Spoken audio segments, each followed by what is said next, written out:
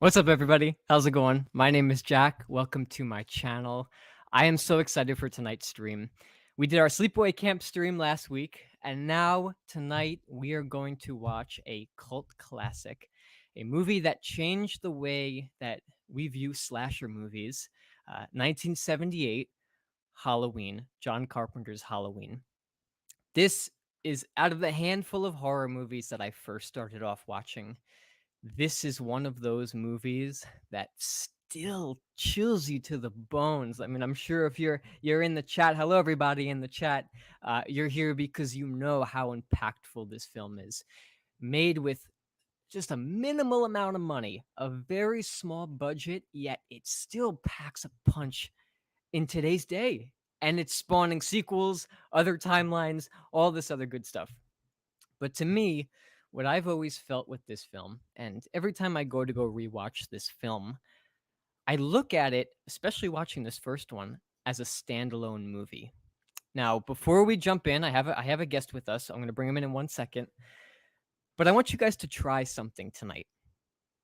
While we're watching this movie together, I want you to try to shut off in your mind that there's like 9 sequels, 3 different timelines, and all these other movies that you have to watch afterwards.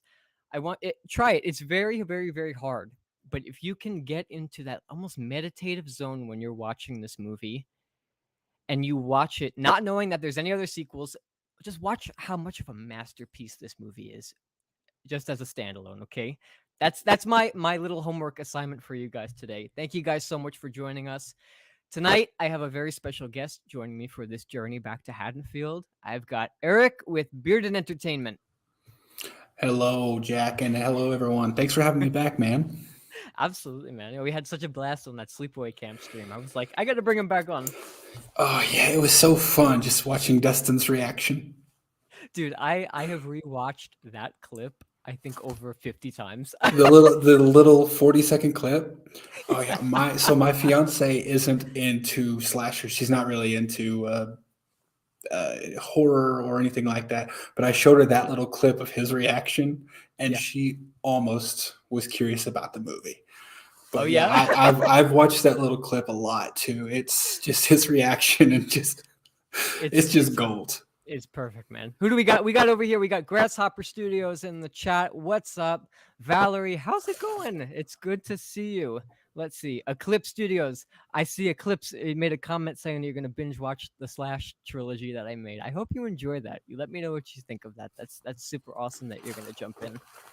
But yeah, man, Sleepaway Camp. I mean, since I posted the video, a bunch of my friends back on Long Island were like, "Oh, I saw this video reaction that you did. What is this Sleepaway Camp movie?" I said, "Oh, I'm not going to tell you." Oh, I said, "Just watch it, and then you give me a call and you let me know. And if you can, film your reaction to it." they should turn on our reaction video and try to sync it with the movie while they watch the movie, because then we can all react together. Well, they can. I sent them the rewatch link, so totally, Nice. totally. Necessary distraction. How's it going? Thank you so much for joining us for this journey. Does everybody have their DVD copies ready or their streaming copy ready or whatever you're watching this movie on? Does everybody have it ready? Leave a comment down just so we know that everybody's all set up. But this movie, I'll tell you a very quick story, and then I'll ask you, Eric, what the first time you saw this, how it was the first time you saw this movie. But for me, I was at my grandmother's house, and she had a collection of all these old VHS tapes. Like she had I don't know if you've ever seen the VHS copy of Titanic, but it's such a long movie that they had to split it onto 2 Two. VHS tapes. Yeah. Yeah. So she had that, she had Pearl Harbor, she had Forrest Gump, she had all those good old movies. And then she had this one cassette tape that didn't have an outer sleeve. So I was like, "Oh, what is this? What is this?" So I picked it up, and it was a Blockbuster exclusive VHS copy of Halloween. So I was like, "Halloween." I said, "Why is she watching this? That's that scary movie with Michael Myers." I was like 7 years old, I think, at the time.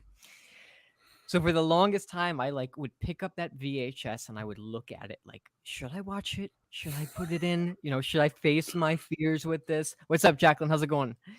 Should I put this in? For probably about a year, I like stalled on doing so. So I was outside. My grandmother, she watched my sister and I while my parents were at work. So I was outside playing with her neighbor's kids. We were all hanging out. and we were talking about movies, and I was like, "Oh, my grandmother has Halloween." It was almost like it was like this like thing that you need to avoid. Like, oh, no, Halloween. Don't talk about Halloween. It's a scary movie. Because again, like if you've watched my videos, you know that when I was younger, I used to be terrified of Halloween, like the holiday, going out trick or treating because I was terrified of all the costumes. Like and like wanted nothing to do with anything, especially Freddy Krueger. I mean, that was one that just totally like if you even mentioned him, like I didn't even want to see him. I didn't want to hear his voice. I didn't even want to watch the movie. So so we're talking, and I'm like, they're like, "Oh, let's go inside. Let's watch Halloween. Your grandma has it." I said, "I don't know. I don't think I can do it." I said, "Hey, I'll bring you out the VHS tape if you guys want to go and quickly watch it. Let me know what you think of it." So they're like, "Yeah, yeah, yeah, bring it out, bring it out." So I go into her house. I get that little VHS copy of it. I said, "Here you go." I said, "I'll wait out here for you to finish it. Go watch it in your basement and let me know how it is." So they go inside the house next door. Two of them, my friend James and my friend Vincent, just go in. They're like, "All right, well, we'll see how bad it is." And within 10 minutes, I remember them screaming and running out of the house and handing me that VHS copy like the devil touched it. And they're like, "Nope, take it back. I don't even want to see it. That's it." So, of course, seeing that, I was like, "Nope, I don't want to see it either. That's it. Let's bury this thing." So I put it back on her VHS stack or whatnot. So a year passed, and slowly I got over my fear of horror films. I was about 9 or 10, I think, at around that time, and I watched the first Friday the 13th from the stairs as my mother and my sister watched it. I was always standing in the background, and then we watched that newer movie, The Strangers, after that. So more of a modern, more gruesome take on horror. Yeah, and then leading up to A Nightmare on Elm Street, which was my biggest fear ever. And after I watched it, I was like, that wasn't so bad. So the week after I saw Nightmare on Elm Street, I went back to my grandmother's and I saw that Halloween VHS tape and I popped it in. And I remember being so drawn into this movie just by the way it was shot, the soundtrack. And I don't know if you realize, like, that as we'll see as we watch the movie, like the first 20 or 30 minutes when it's kind of a slow build and Michael is kind of lurking around Haddonfield, that scared the shit out of me. I mean, that was like, I remember watching the movie and looking out her window into the backyard and expecting to see him there.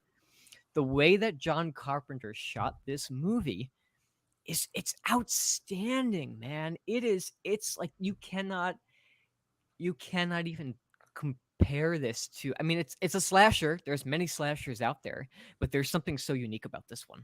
I'd say it. I think you'd agree, right?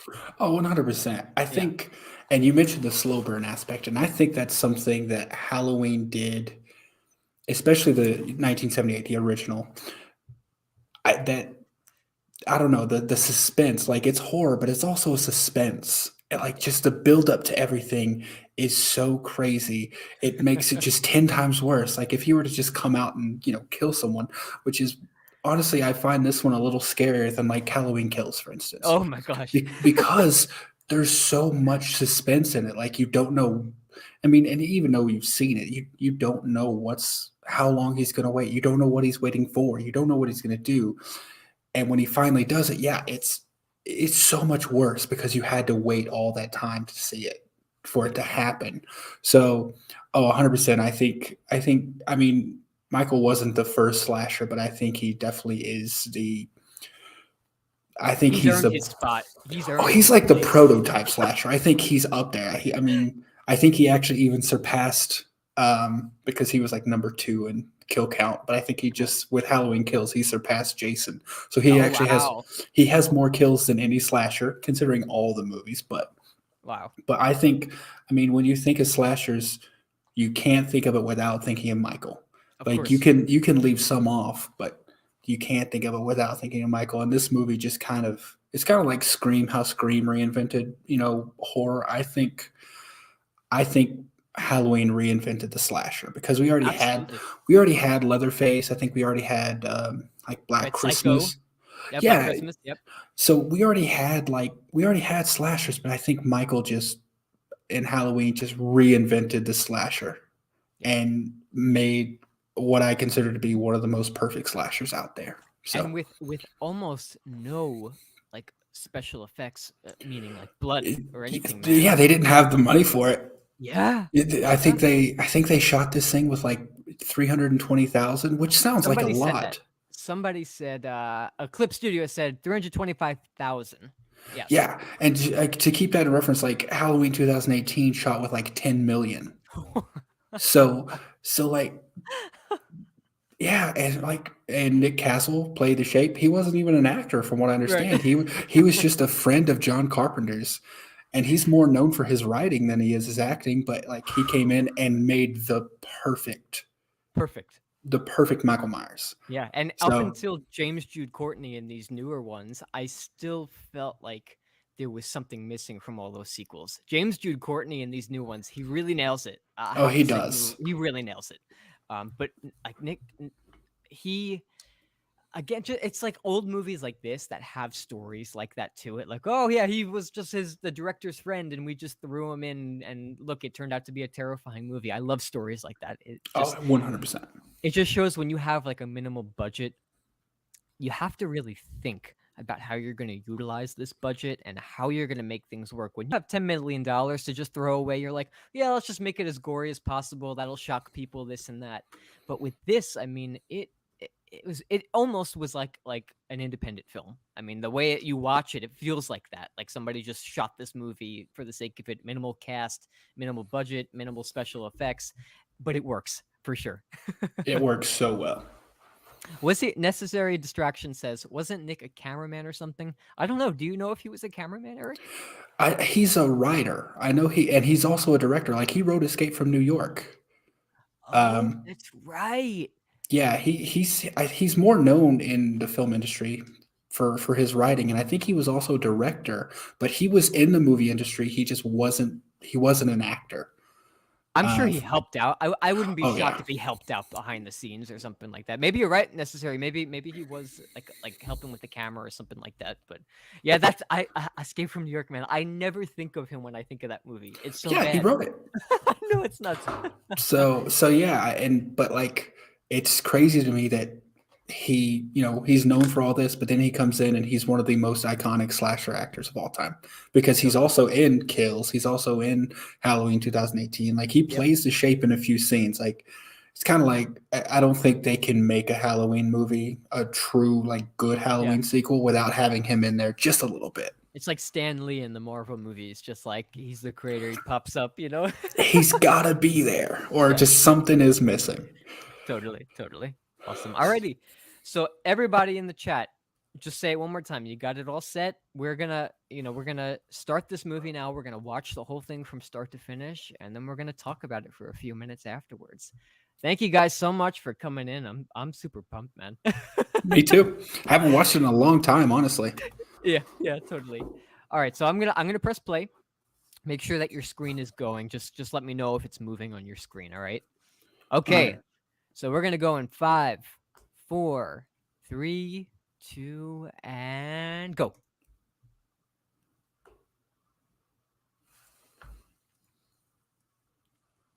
Yep. Got it? I see. Oh, there's that score. Compass International Pictures. Oh, man, that score. Dude. It's timeless. Donald Pleasance, may you rest in peace. And you know what? I said this even. Oh, here it is. John Carpenter's Halloween. You know what I said about even when we watched Sleepaway Camp? I always had a love for the old way of opening up credits like this, of just like rolling the whole cast and the crew like this. It's like that anticipation for the movie to begin, and you just let the score kind of take you away. And when you got a score like this, you got to let it shine. Yeah. Yeah. And I love how they play this at certain moments throughout the movie. Like this is one of those movies I've realized with a lot of modern movies, the overuse of music. This movie uses music very well. It does. And I love how not a lot of people recognize that it's supposed to be Michael in the pumpkin. It's supposed to be him?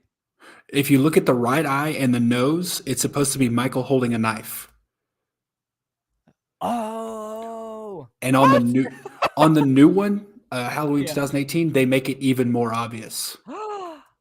I didn't know that. Holy shit. Yeah, it's Whoa. supposed to be Michael holding a knife. The right eye is his head, and the nose is the knife. Oh my god. See, I'm never gonna look at that the same way now. Tommy Wallace. Now I like in Halloween Kills how like they had all the pumpkins kind of just like flashing up and decaying, you know what I mean? I'm glad they Mhm. stuck with that with those movies because this is such an awesome opening. And it's simple. Simple. Yep. Yeah, there's nothing like crazy flashy about it at all.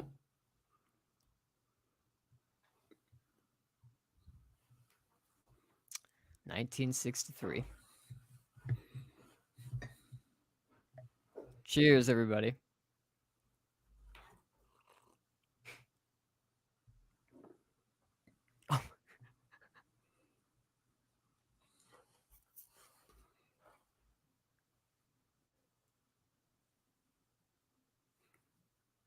Famous POV shots of those older slasher movies. And like, they're not even using a steady cam, Right, right. saving money there.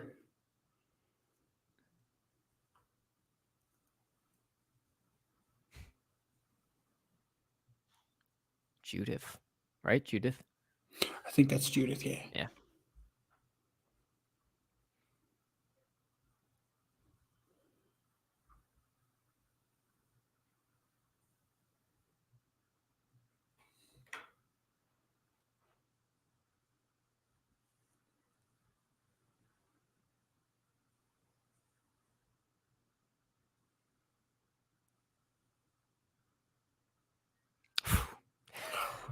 That's a perfect example. Those little sounds, man. Perfect example. Jesus, man. You feel it up and down your spine. You do. I'm so glad he came back for I know, Halloween right? and Halloween Kills for the score. Mm. I know how to play this on piano. This little dum dum. Yeah. I know how to play the opening theme on guitar. Oh, that's awesome, dude.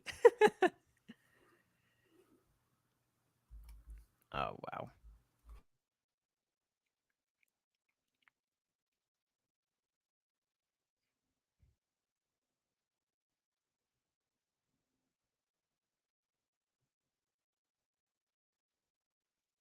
The color gradients is just, it's perfect.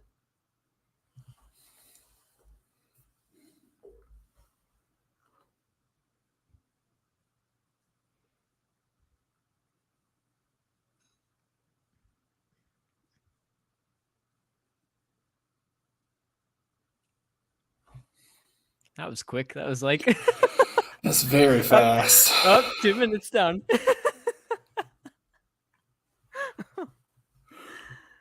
Oh, man. Now you think about it, back in 1978, before people had any idea what this movie was, like they didn't know who this was, this point of view, you know, and that's what makes it even more chilling.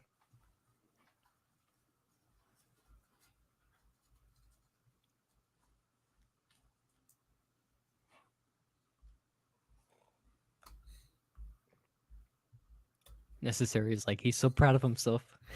Mm-hmm.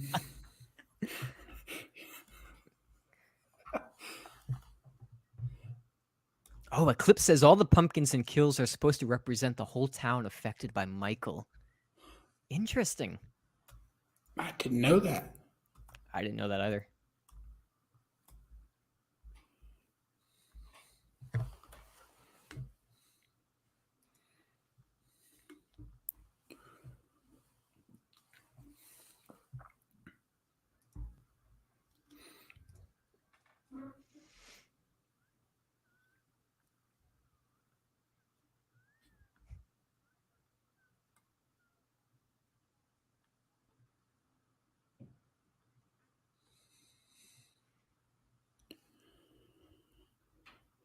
There's just subtle breathing too Jesus, behind the man, I mask. know.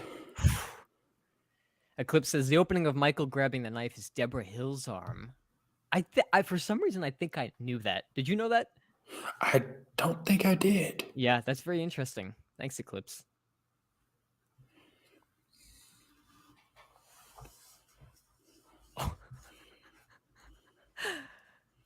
The famous pull away shot.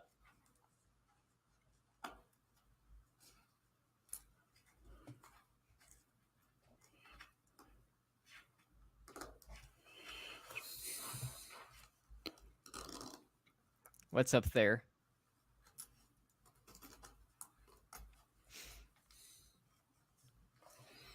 Brilliant. Mm-hmm. Now, I read somewhere that that shot was supposed to symbolize just the stillness of the moment. You know, just them freezing there. And it wasn't supposed to be like they were just standing there. It was supposed to symbolize the shock of the scene. And all you do Mm-hmm. is see Michael's knife just shining. It's brilliant. Brilliant cinematography.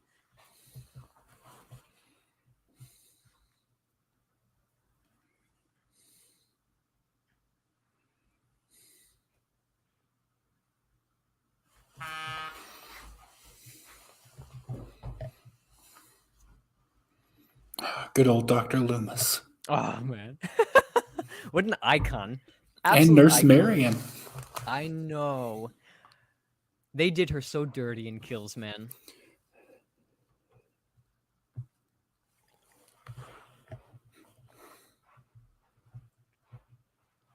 You know, Eclipse, I wouldn't be shocked. That does make a lot of sense.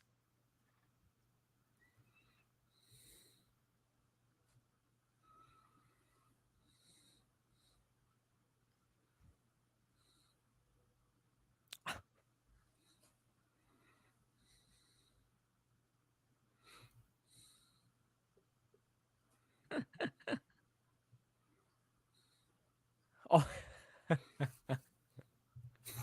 I love it. Jesus, man.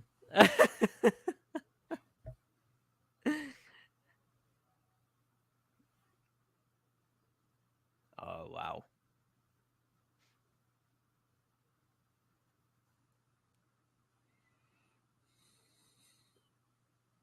Rabbit in red.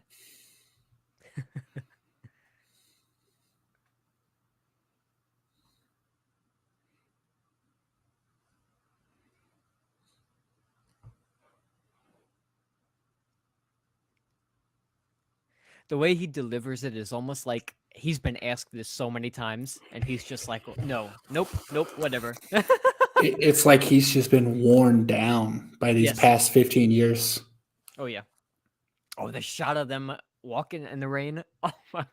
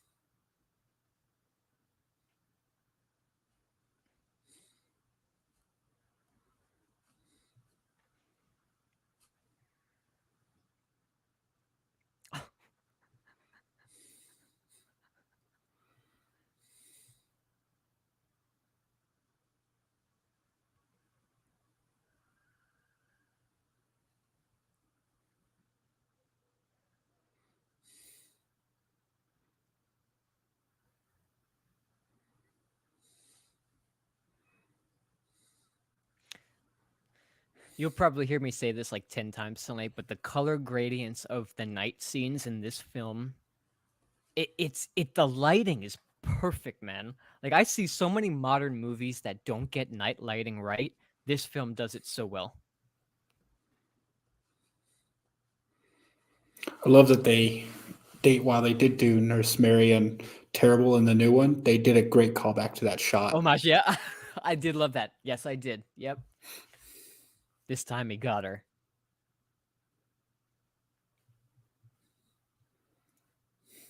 Clip Studios says, what do we got? More than one person who played Michael in the movie. So Michael Unmasked was not Nick Castle. Yes, I did know that. That's Yeah. Thank you for inputting that. Absolutely. Absolutely. I forgot the actor's name. If you remember, comment below what the actor's name was.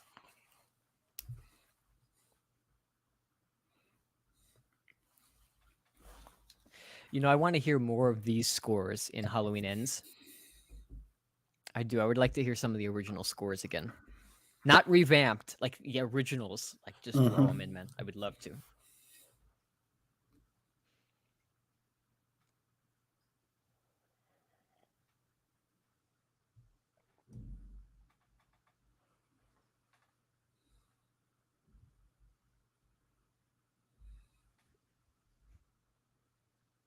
Oh, young Jamie Lee Curtis.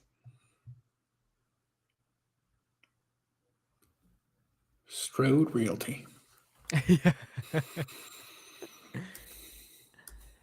Gosh, I love Jamie Lee Curtis. She is like an absolute goddess.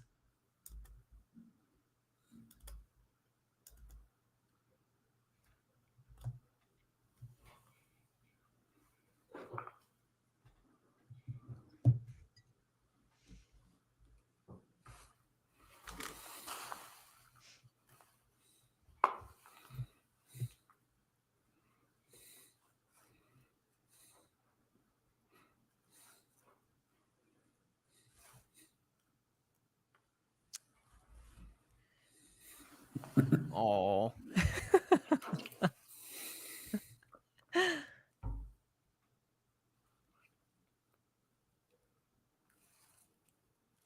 You remember the innocence of being a kid like that? Mm-hmm. Ah, dude, I miss it.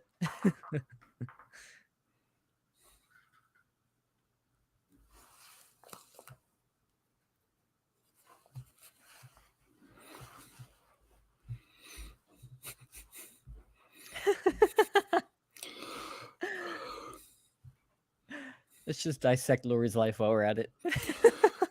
That's the worst part about kids is the why. I know. Why? Oh.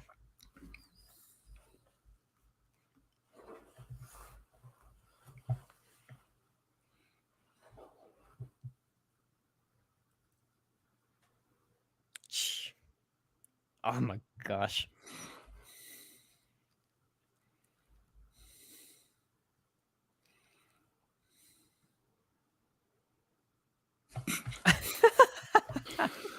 Lonnie. Oh man.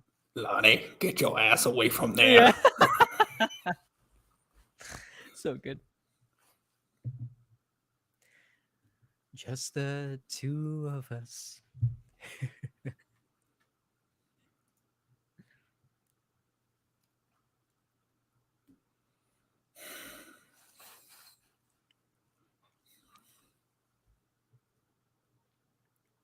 Necessary, you're right. She is one of the OG Scream Queens, and rightfully so.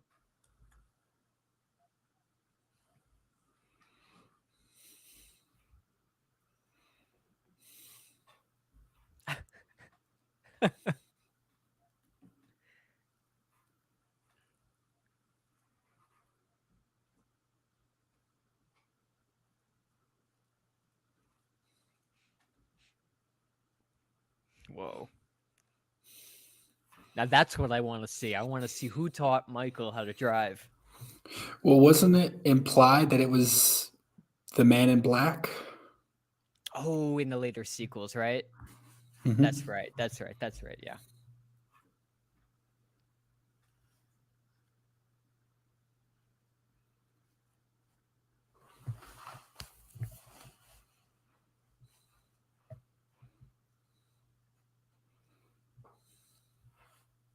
Here comes the shot.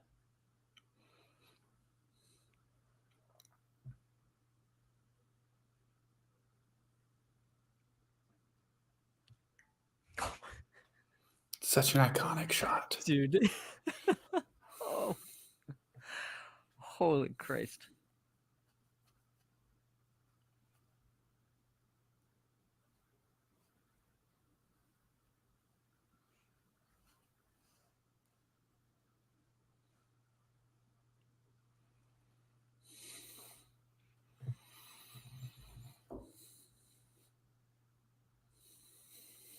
She just answers that question like a beast.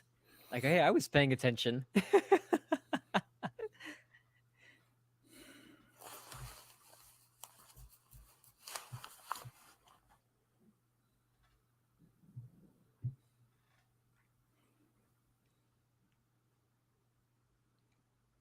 Did your school have bells like that? Yeah, I think it It did did. actually.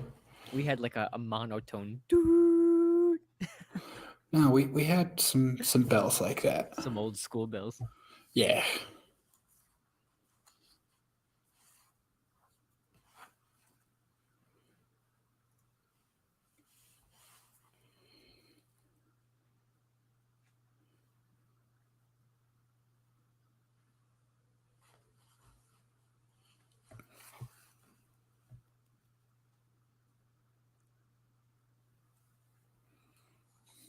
Oh, Oh, Tommy, this little pumpkin.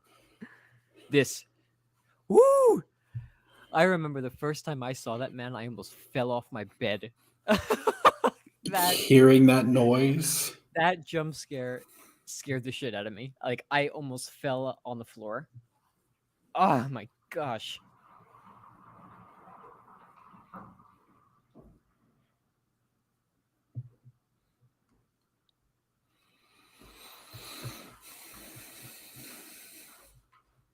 For those of you guys in the comments, I apologize if I'm missing some of them. After the film, we'll focus on the comments, but I'm like briefly looking at them piece by piece. But if I miss any of them, I'm super super super sorry. I got like the movie screen up here, and then I got the stream screen up over here. So I deeply apologize. But we're at the part where Michael is driving in the car.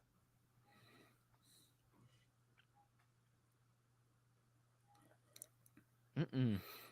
Following Tommy. Tommy Doyle. Now I always wondered why he didn't turn his head and like notice that there was a car driving next to him. Maybe he just didn't think of it at that point.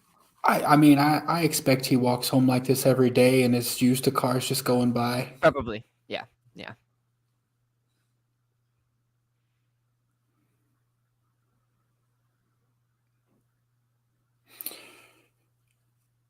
This looks like Illinois.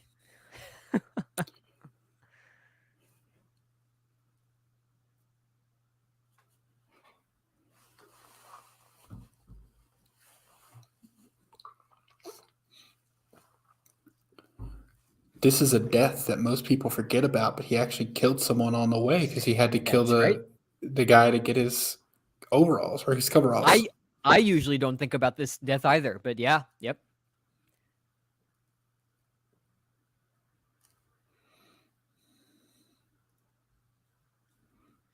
You're probably right, Eclipse. He seems to be very good at it.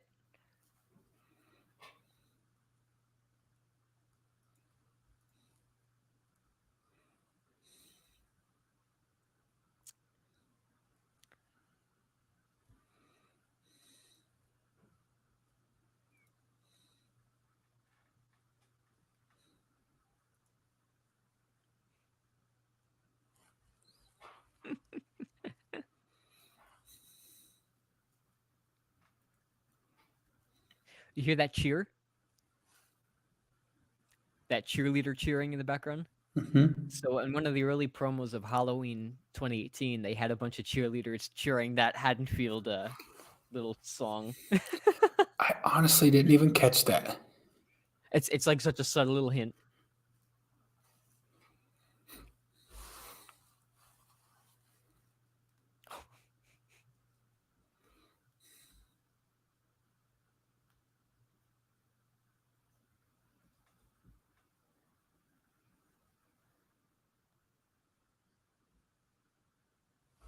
And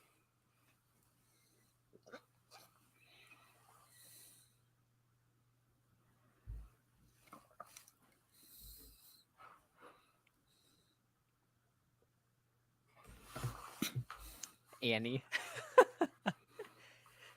She's like the buzzkill of this little group.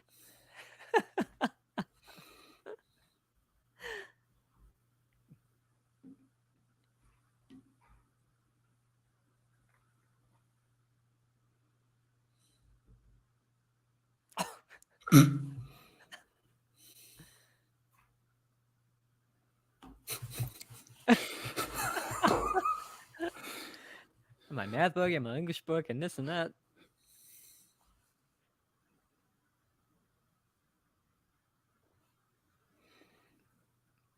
Don't you know that speed kills? Yeah. Oh my gosh. Just that look.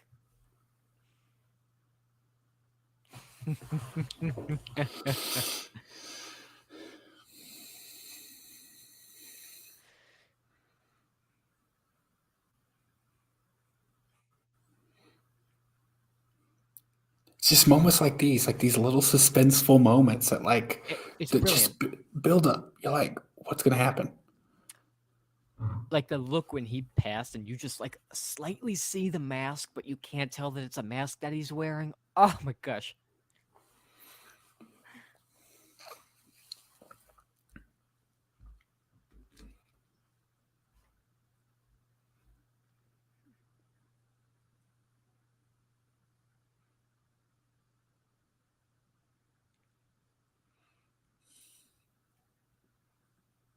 Oh.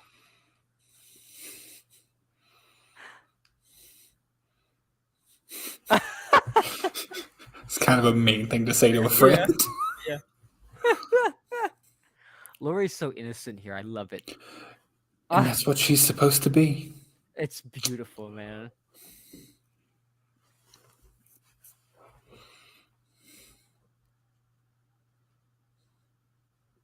Yeah. Necessary. Lori's the only babysitter in town who actually wants to watch the kids. Yep. Right? You're absolutely right.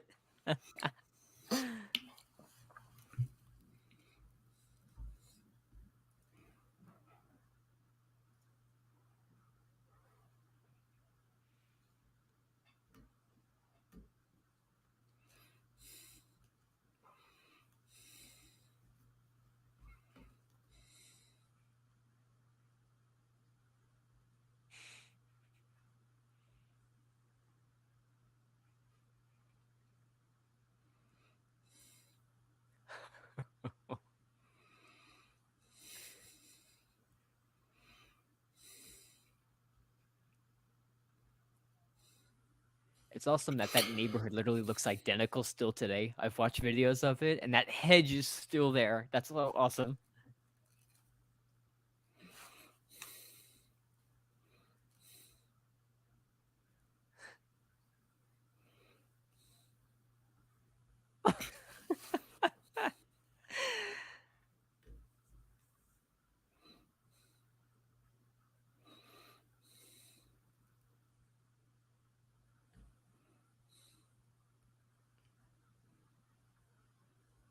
What's up, Maverick? Thanks for joining us. We're just at the scene where Michael's by the hedge.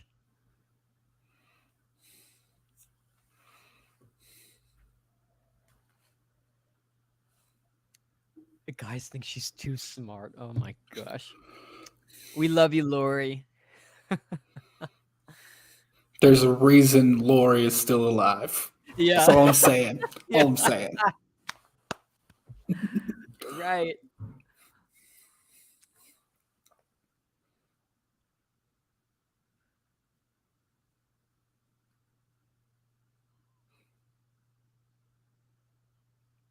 Oh, Sheriff Brackett.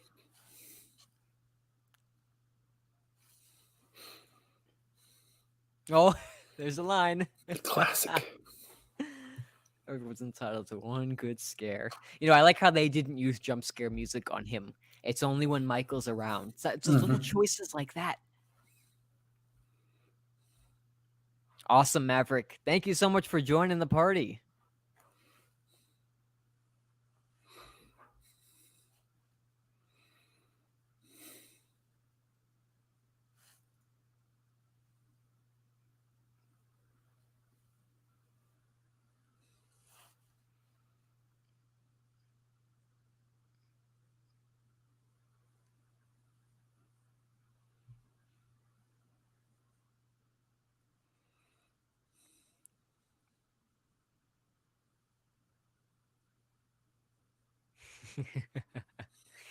You know, when I walk around, like when I was back in New York, my neighborhood on Halloween, and like I wasn't going trick or treating anymore, I would like have that same smile, like seeing kids run around and having that fun because I remember how fun it used to be, and it's like we get older and we don't celebrate as much, but it's just awesome seeing tradition continue. Oh, there it is. Jesus, man.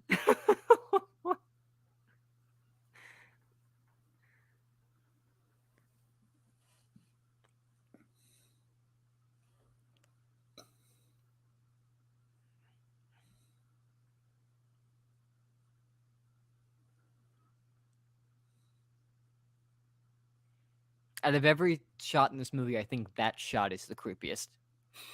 It's one of the most iconic too. Yes. Yep. I saw somebody with it on their shirt a couple months ago in the mall.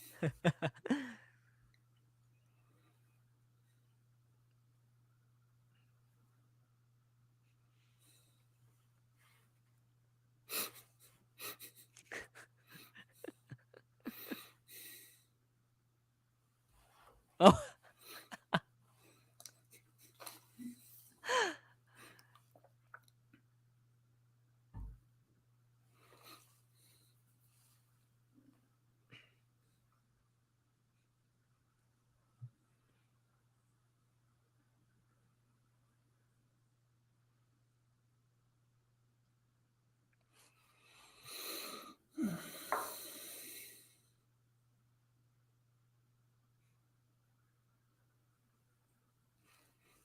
I love how in I guess in this new timeline how hard she is, but in this movie it almost is like her character is supposed to be almost too good for the horrors of this world. You Oh know? yeah, she definitely represents like the all things pure and good in Yeah. contrast to Michael. Yeah.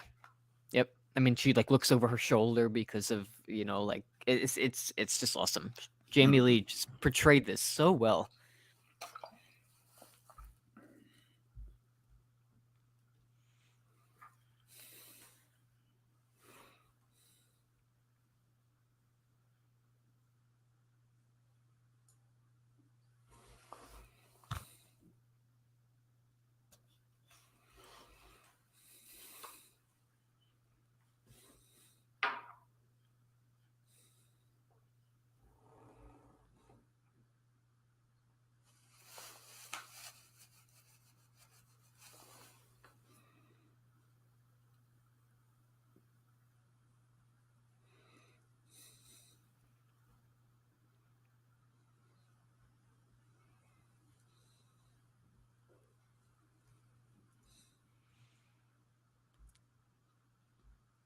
Eclipse, do you prefer the original timeline, the H2O timeline, or the new timeline? Comment below.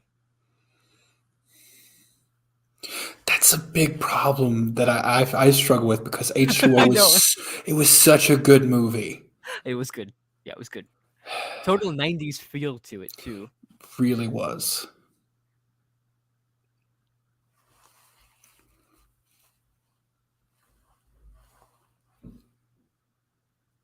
Eclipse says the new timeline. Nice. That's what's great about this movie. It's like pick your own ending. Which timeline would you like?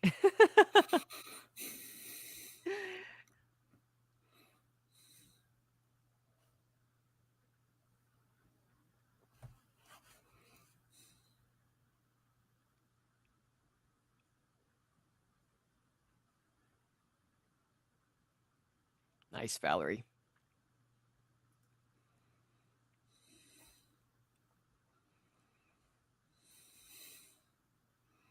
I do like Alice in Eclipse. I really do.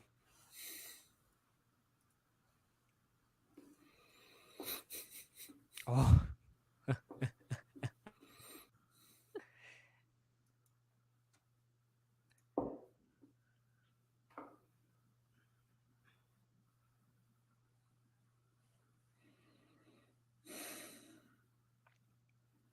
He came home. Always listen to the one who appears to be crazy because they're probably right. He's the harbinger. Yep. Harbinger of doom.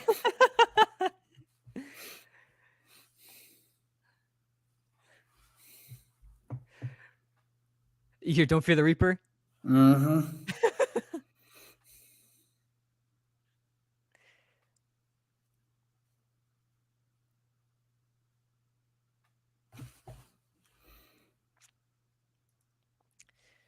necessary. Tombstones, they weigh a lot. But That's why I Michael was is like, yeah, Michael's sort of inhuman, I guess, because they're like 3 cinder blocks. I mean, they're very, very, very heavy. I was always wondering like the caretakers, like the kids did this. I'm like, there's no kids lifting a Yeah. tombstone out of the Yeah. ground.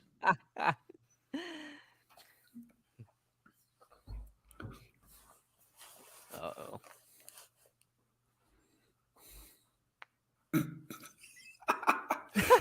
She can't stop coughing. Yeah. Innocence.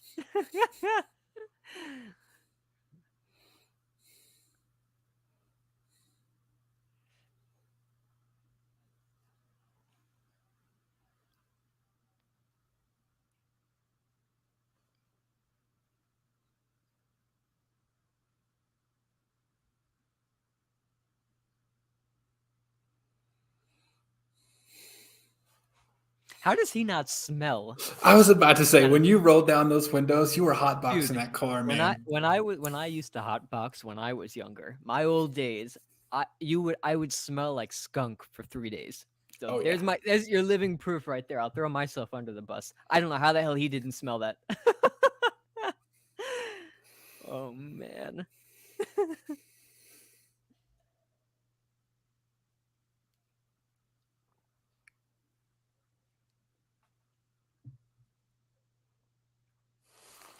The car in the background.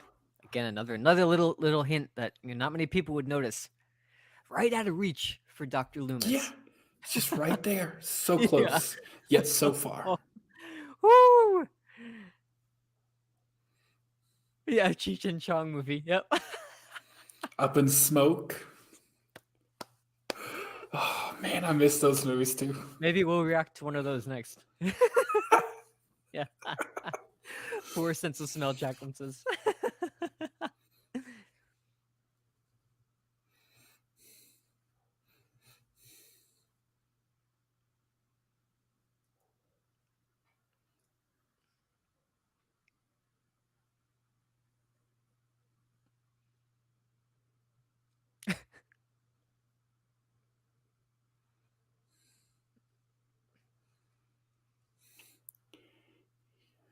Ooh. Oh. We need Ben Tramer and ends.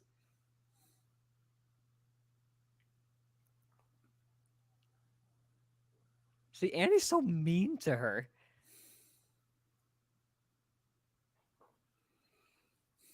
It's like every time Lori feels like she's accepted, like they always like poke fun at her in some way. And that's why they don't make it. Yeah. Uh-huh. It's always the assholes in those 80s It horror movies, man. it really is. Yep.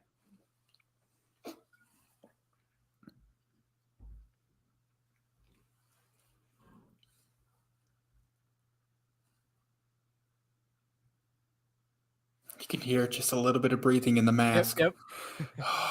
Oh, just Sound mixing is great, man. Sound mixing. Mm-mm.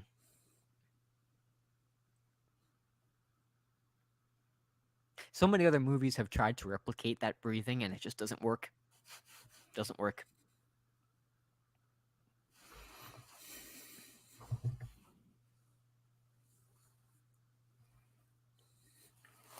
gotta get Nick Castle if you want that authentic breath. Yeah. Yep. You know what? I do have to give props to Halloween Kills. I know we spoke about this last week, but the color gradients in the flashback segment of that movie, they hit it right on the head. It Right on was the head. that 78 flashback blew me Yep. away. I'm hoping they have more of it I hope so in too. ends. I'd like to see a movie on that night. What the hell happened Right? after that, man? Yeah. Wow.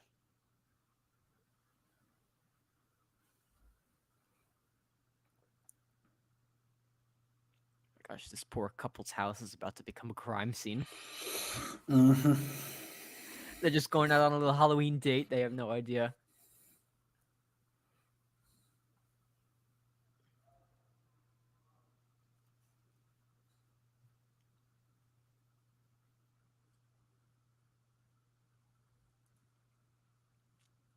Totally eclipse. Yeah, absolutely. Reboots add weird things to it.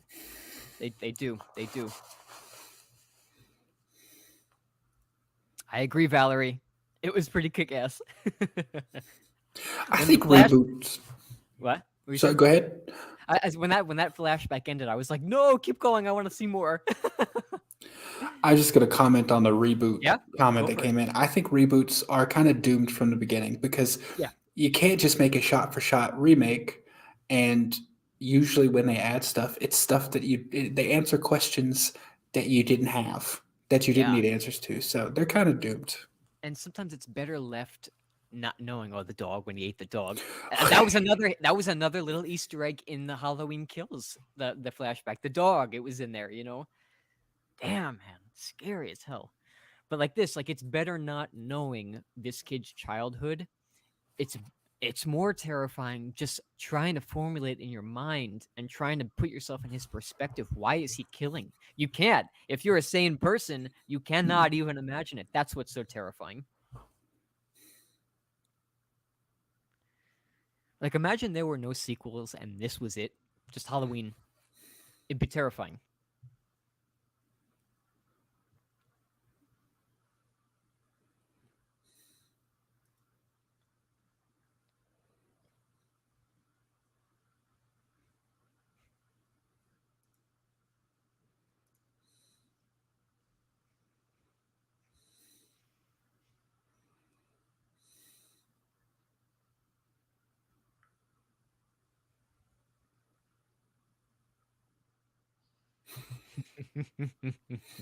Forgot about that. Yeah. You jumped a bit, didn't you? I did. Yeah, I forgot about it. I was like, oh God. This movie still gets me, and it's Yeah. so old. So good.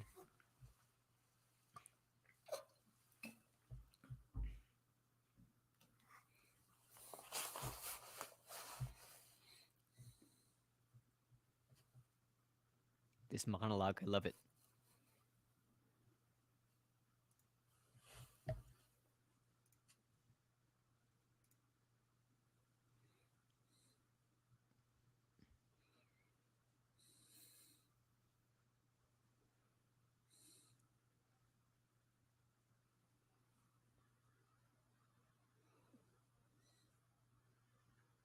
The devil's eyes.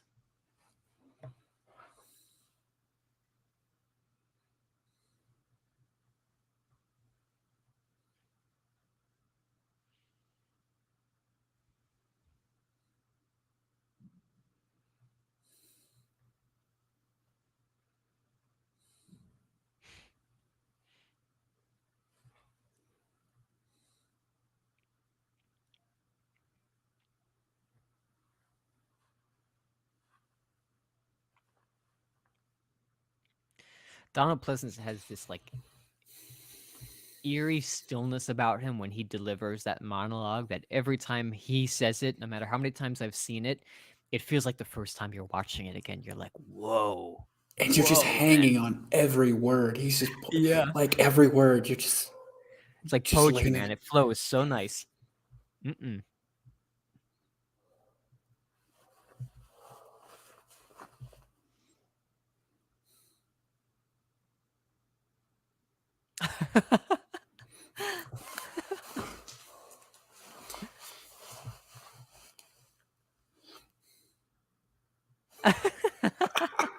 Tarantula, man. I want to read that. I'd watch that movie. Yeah, yeah.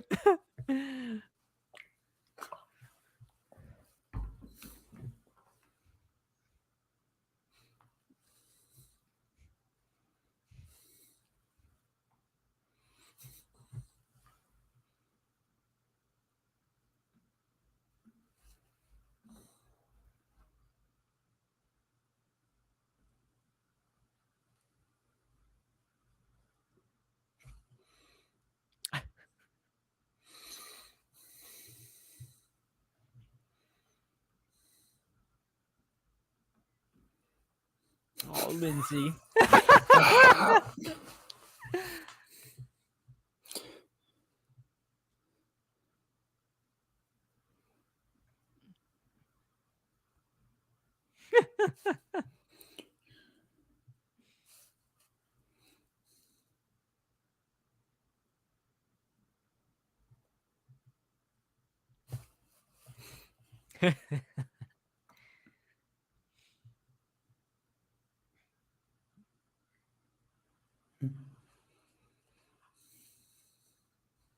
Oh.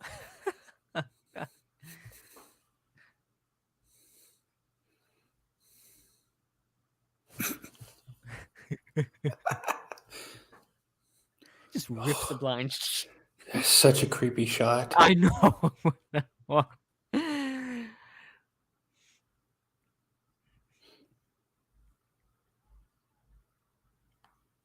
It's crazy because I was probably about his age when I saw this movie for the first time.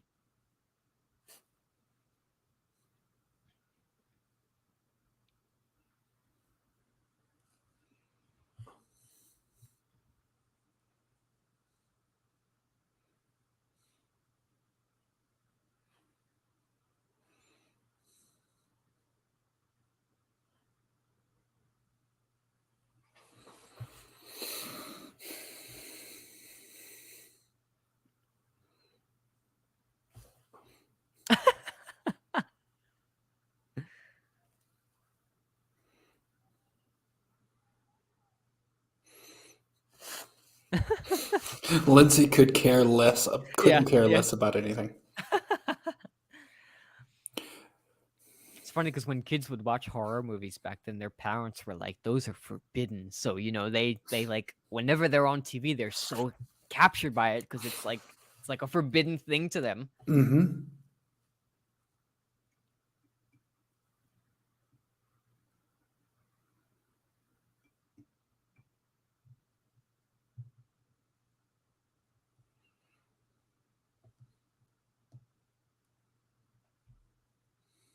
Oh, not the dog.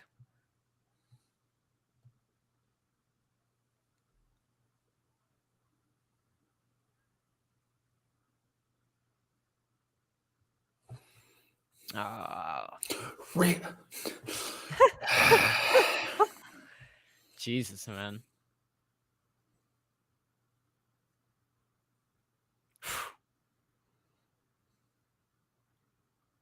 Every time there's something with an animal in movies, man, it's just it destroys me.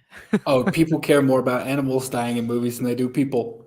Yeah, it's like that, and like Last House on the Left, for example. I talked about it with Steven in our stream last week. Like anything with sexual assault, I can't do it, man. I can't do it. Oh, the thing from Terrible. outer space Yeah. that And John then Carpenter would Carpenter go made on a to movie. remake. Yeah, Yeah. Isn't that awesome?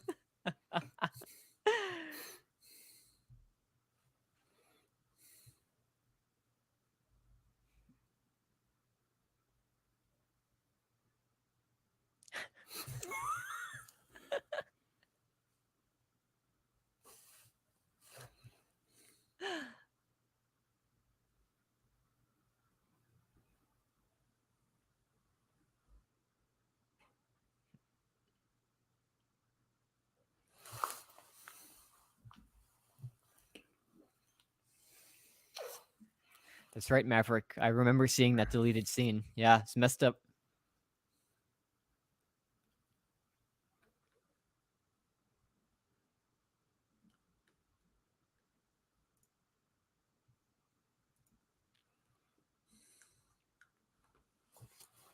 I know what you mean necessary.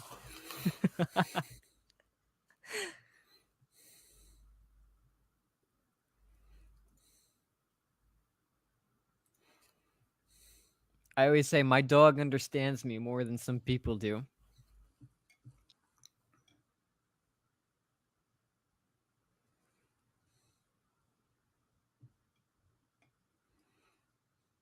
What's up, Wayne?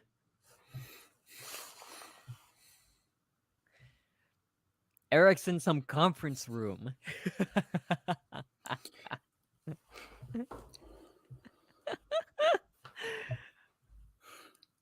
This Oh, the shot. gore. Woo!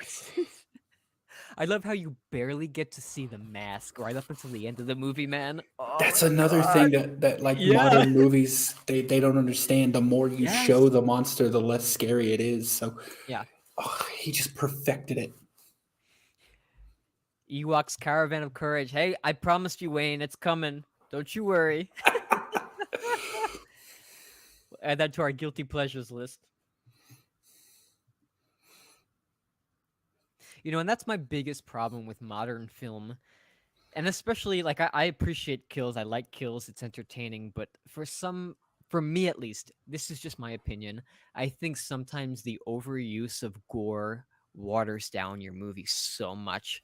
It When really does. it does, man. It's like the first Saw was outstanding. I love the second one, but after that, man, it just I like you. We had this conversation about the story, right? The Hmm. story is what's great out of those 7 movies. But like I don't go to see it for like the blood and the guts and all that stuff. It's just not for me. It's not my taste. No, they rely too much on that and not enough on yeah, other movies. I think Right, the right, right. Saw still somehow has a good story, but Yeah, yeah, exactly. most modern slashers, it's they just they have kill scenes and they just try to patch them together. Yep, that's it. That's it.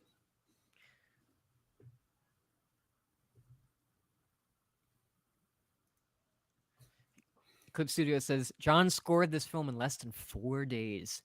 And look at that. What a masterpiece it turned out. One of the best scored horror films ever.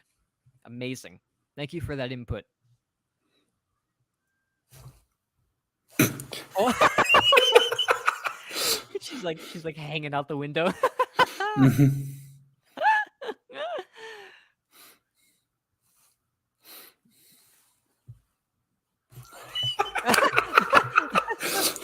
And he's like, "What's wrong with you?" Yeah.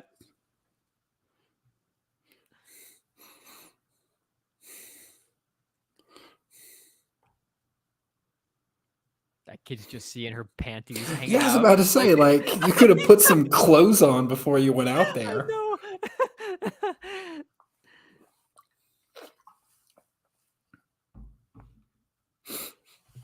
Oh, Maverick. I can't wait till we get to that scene. I know exactly what you're talking about. Yes, it's Hmm. terrifying. Brilliant. I love how Lindsay didn't promise. Yeah, yeah. Don't tell anybody, please. I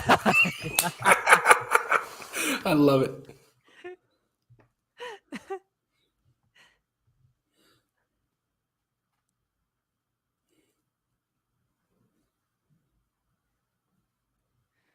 Oh, Oh God. yeah, man. Jesus. Oh, and he's gone. They play with you, man. They play with you.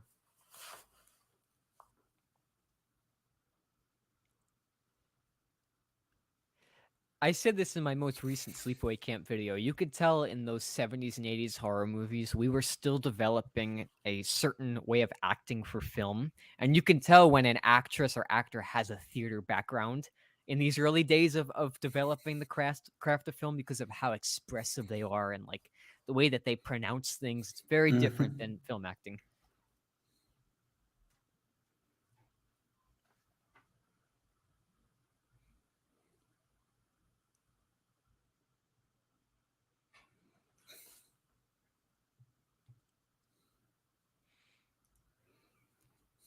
Absolutely, Wayne.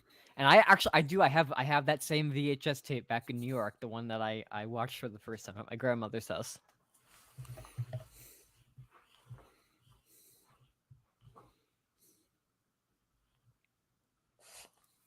So it was 2 weeks. The score was 2 weeks. 2 weeks. Most films. Yeah, that 2 weeks, man. That is still very impressive. Absolutely. Oh,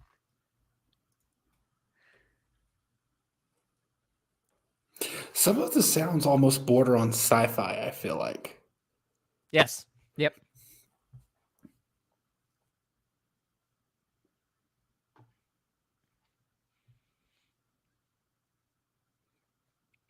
Oh, And she still never put any pants on. yeah. Yeah. They should have given Tommy a better exit in kills. I mean, it was so fast. I hate it.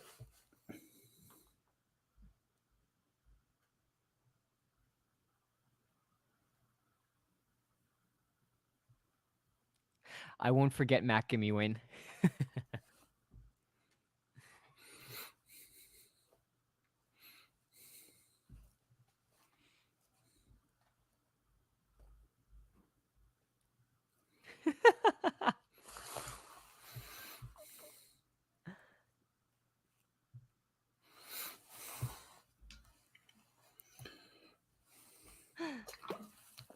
Oh man. Never to be seen again. Again. Jesus.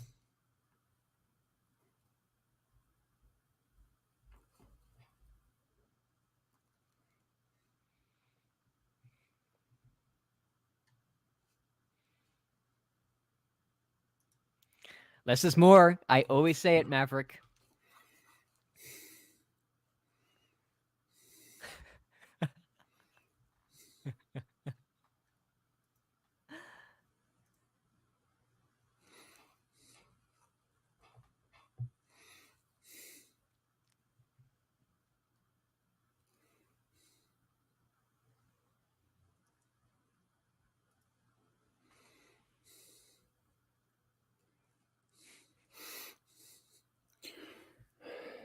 Mac and me. Oh my gosh.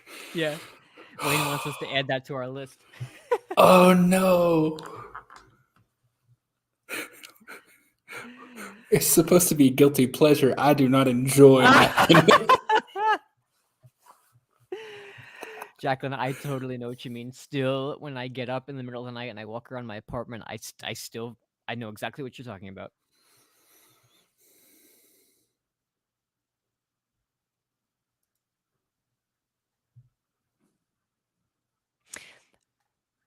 Oh, there it is.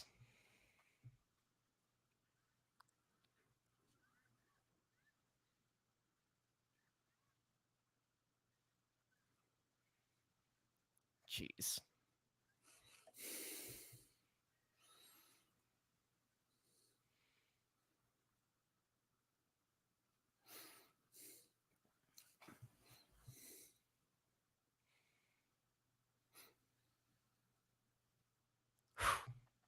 The fog in the car. Yeah, the condensation blocking him from that view, and then the lighting from the other view. Like, Yep. you just see just enough of him. It is classically terrifying. Yeah. Eclipse, I read the script too, so I unfortunately knew what was coming a couple months before its release. I know what you mean. I knew most of it, and some stuff I was reading, I was like, oh, I hope this isn't the real script because some things I didn't like, but I did read the script prior to it, unfortunately. I heard some theories that he didn't actually die. Like, he's critical, because we all thought the same thing with Ooh, that would be the interesting. sheriff. Right, Yeah. right, right, right.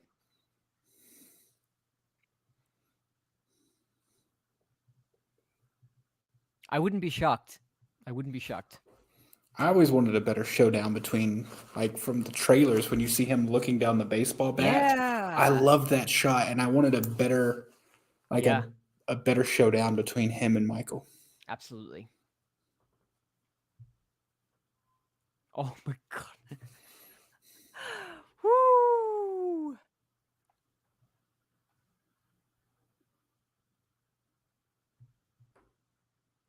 Just carrying Annie like it's nothing. It's like, oh, let's go prop her up.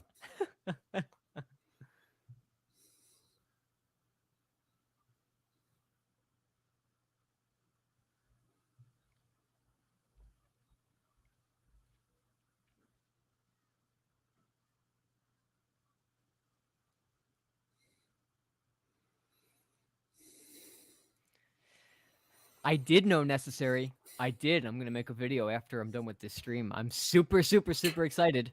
I just filmed one before we started. Oh, did you? Yeah. Good minds think alike, right? Mhm.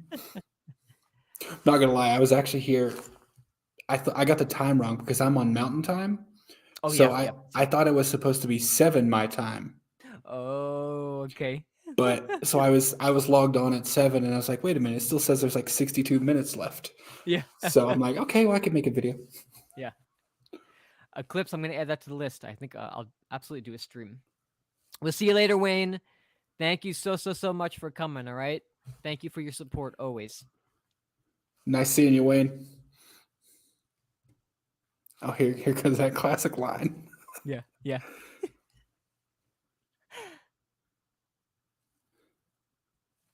Lie.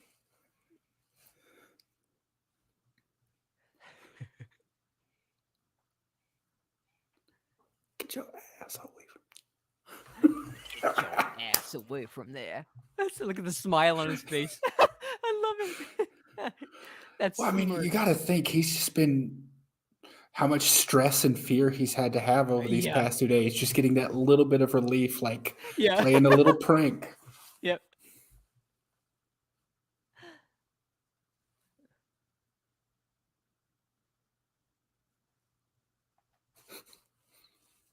Aw.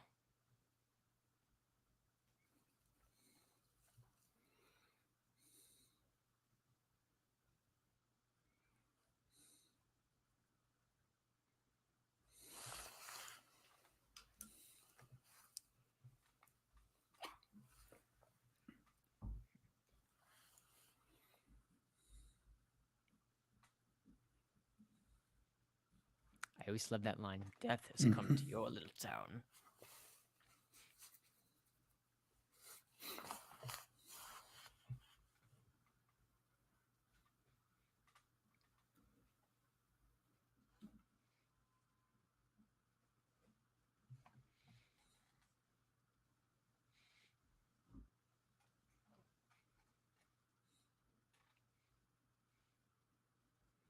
Wasn't his fault. I know. He tried everything he could. Yeah. Everybody thought Dr. Loomis was nuts.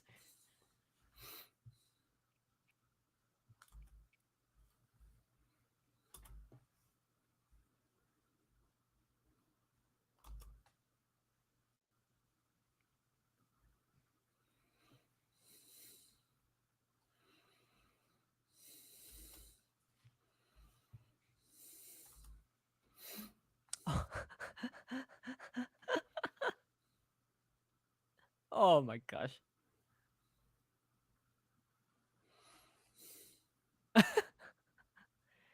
Those classic 70s glasses. Huge. Man, I had some of those from boot camp. Did you? Yeah, yeah. Yeah. This is the only thing I wear. I rock the hippies. Oh, I like them. Yeah. No, those big, thick frame ones, square ones.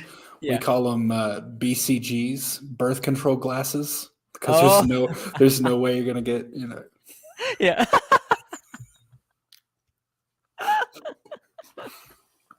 Oh, I love it.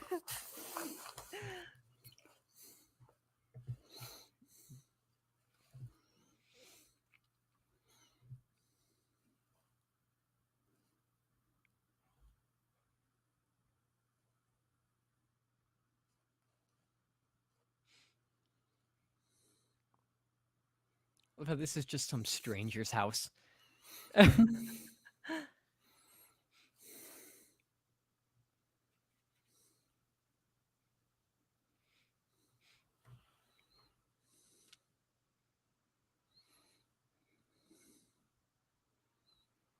Oh man.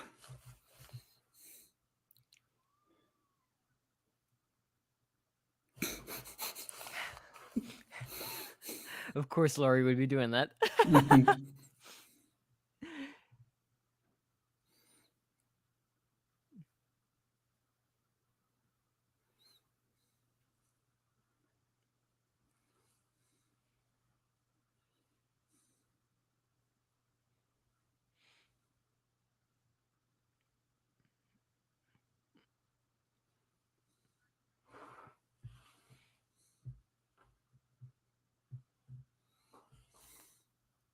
But you gotta have popcorn for the movie.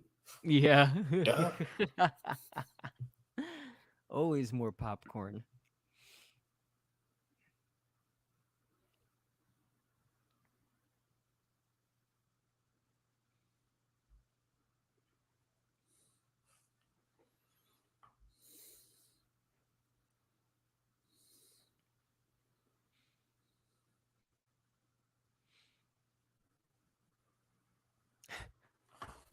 Totally.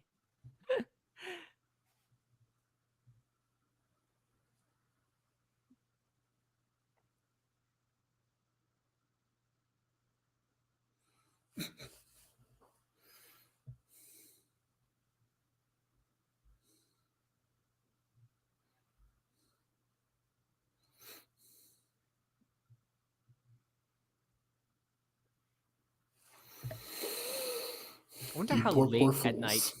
Yeah, poor fools, right? I wonder how late at night this is supposed to be.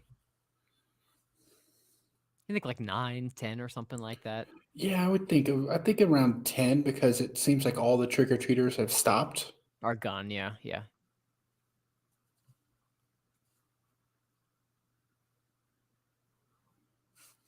With the jack-o'-lantern by the bedside. Only illumination in the room is the jack-o'-lantern. Yeah.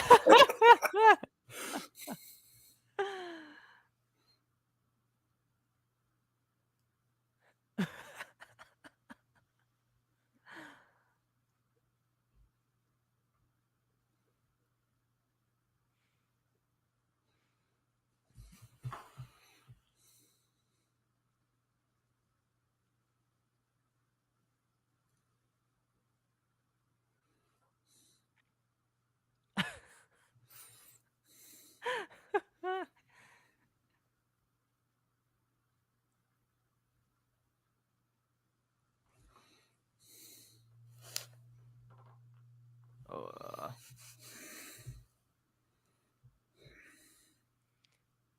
Damn, iconic silhouette. Truly is. Yeah.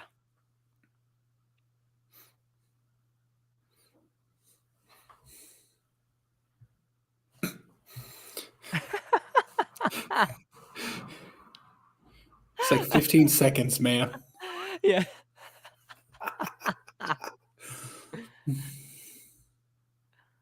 They're just gonna smoke at this random person's house.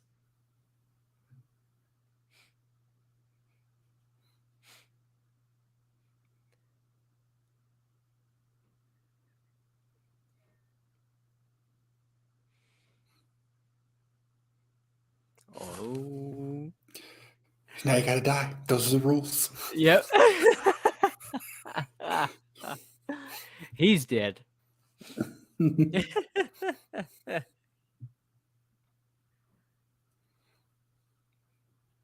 Also, they just had sex, so Yeah, also yeah, the yeah. rule. Oh, that's it. 2 sins. And all I'm thinking about is, are they gonna make that bed for the people that are coming home? Or are they just gonna leave it like that? And they're drinking their beers too. Yeah, yeah. One of the most iconic kills of all time coming up Oh here. my gosh, man. Yeah. Again, the lighting. Oh, the door. Mm-mm.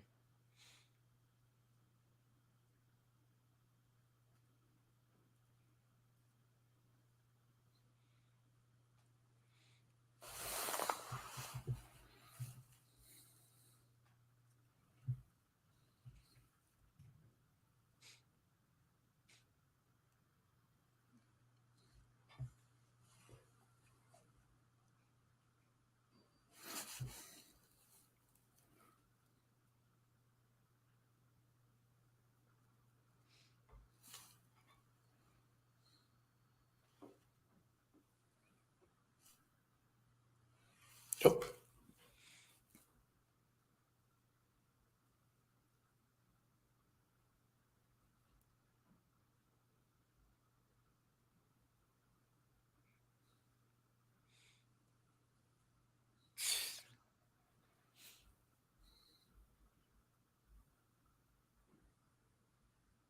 The head tilt. Oh my gosh. That's the thing that James Courtney got right too. He does that in the new ones. Yeah.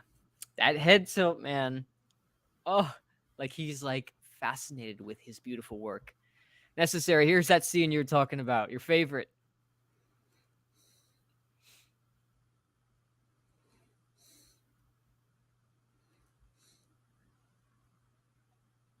Oh my god.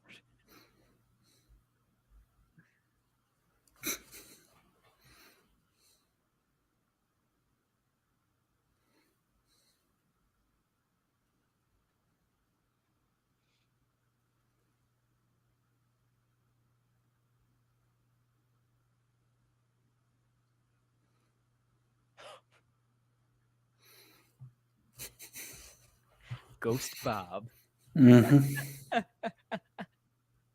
Uh,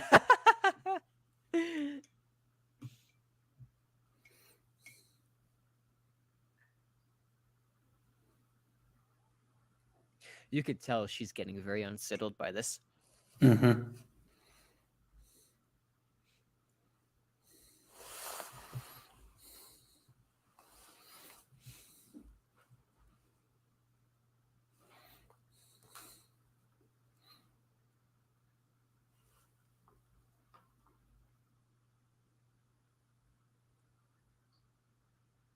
There it is. Hmm.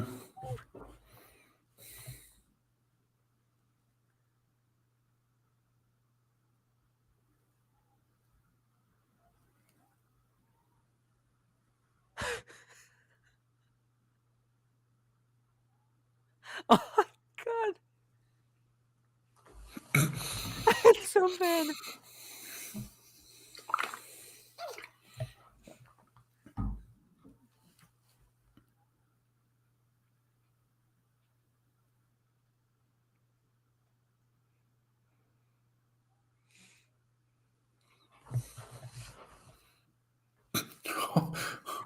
Poor choice. Oh, there it is. Oh my god, that shot.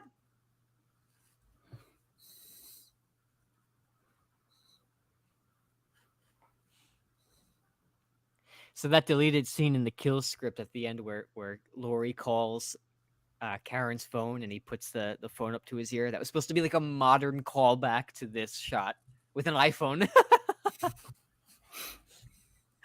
Damn.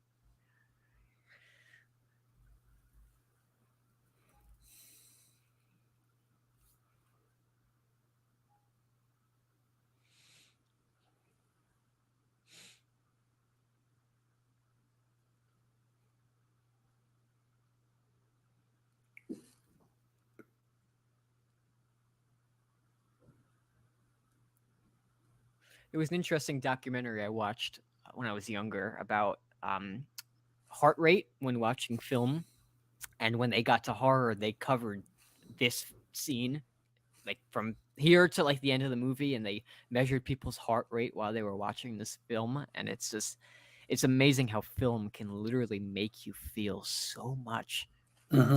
so much. Even though we're sitting here watching this, like it sucks you into Haddonfield. Just not just this movie, every film. It's like you become hypnotized by it. Here it is. Oh, that smile. It's like I Hmm. knew I was right.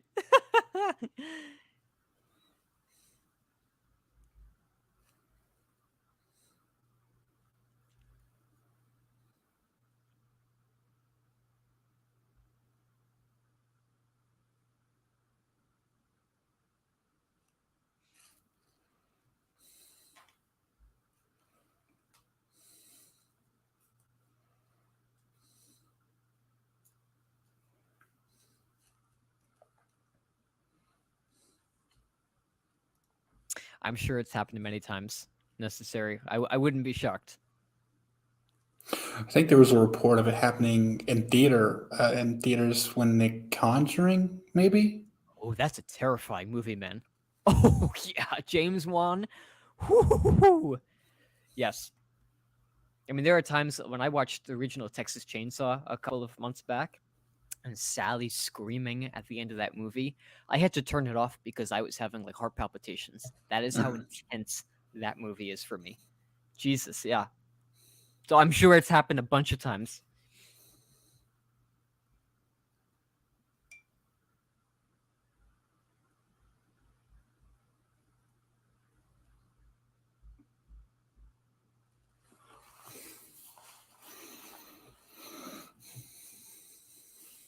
I didn't know that eclipse for Ring. Samara. I didn't see Malignant yet, necessary, but I will for sure. Maybe I'll do my first time I watch it. Maybe I'll react to it on here. I hear it's great. It's good. Is it? I'll It's one of bring you those. on. You got to watch it like 2 to 3 times because it's one of those ones on the second viewing you watch it from a whole different point of view. Oh no way. Okay, Yeah. interesting. I'll watch it for the first time, and then we'll react to it again on here. I'll bring you on. We'll That chat about sounds it. good, man. It's great. I can't wait. Oh, a clips from the Japan version. Yeah.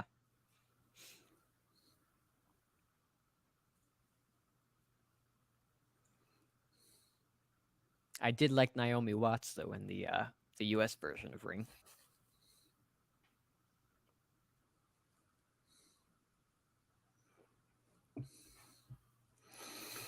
No one's home. You realize for this scene, like instead of just cutting from her going to Tommy's house to the like, they actually show the whole journey of It's a her walking tracking through. shot. Oh my It makes it god! so much more suspenseful. Yeah.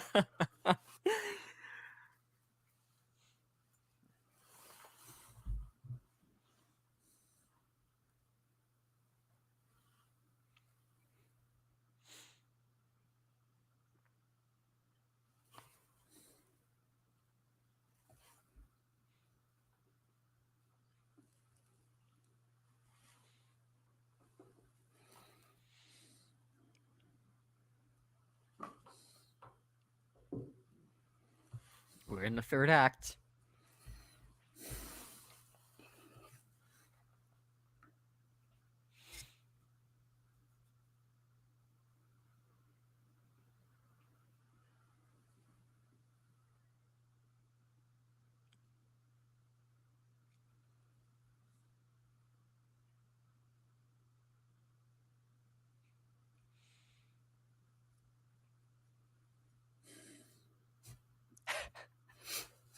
Thought she was gonna scare someone.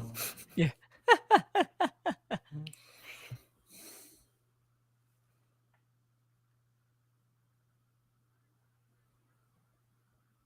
Meatheads.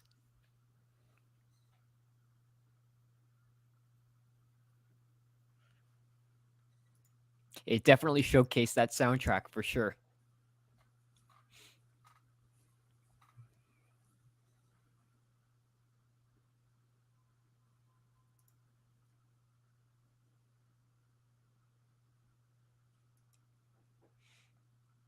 You know, Jacqueline, when I saw that movie, my heart was literally racing. One, because I love that series so much, and two, because I don't know, I didn't want to see anybody that I love die.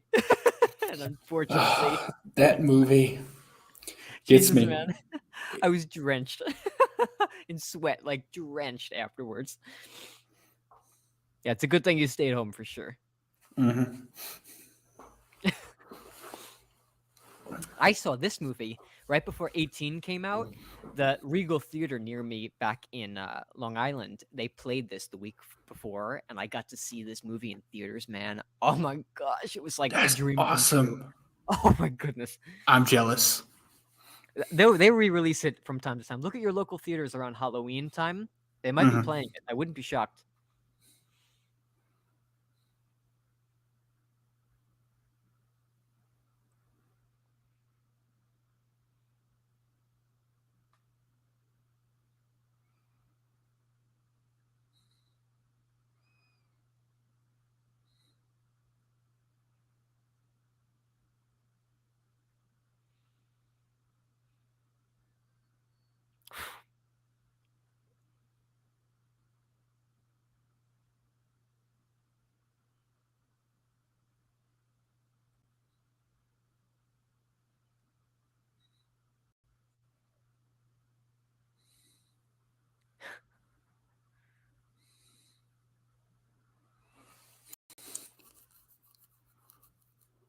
Oh man. There's Bob.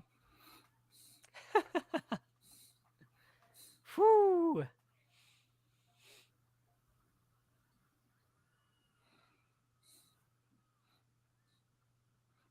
Classic Scream Queen. Yep.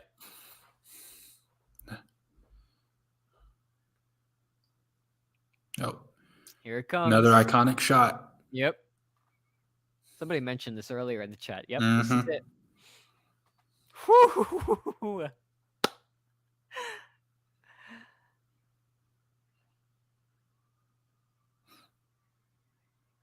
Here comes that score.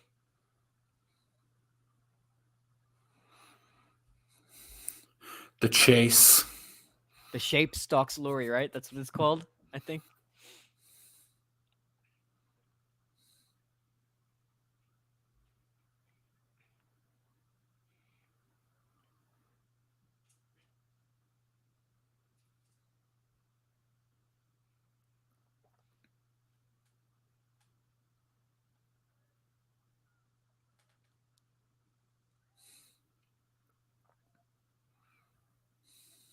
Oh, he put the thing up. Oh I yeah, never noticed that before. Oh my the god. rake. Whoa.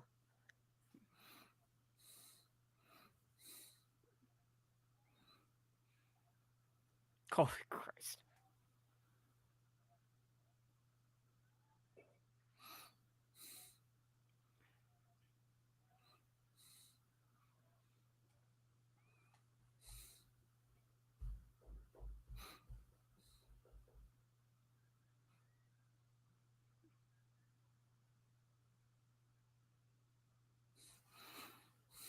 Oof.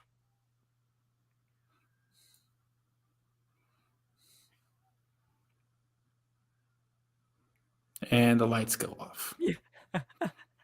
You're like, fuck this. Oh my gosh. And I you know what's always, scary is that people today would actually do that to you. hmm I always thought it was really smart of Lori that she didn't run immediately back to where the kids were. Right. Yeah. I mean, she tries, but then she has to.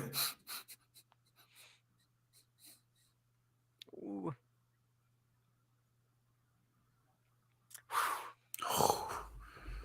Still to this day, man, I have to like like so intense.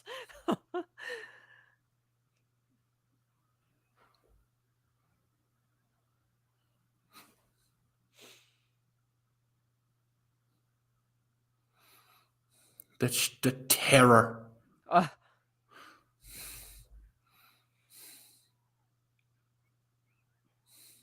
Like he's just moving with a purpose now. yeah.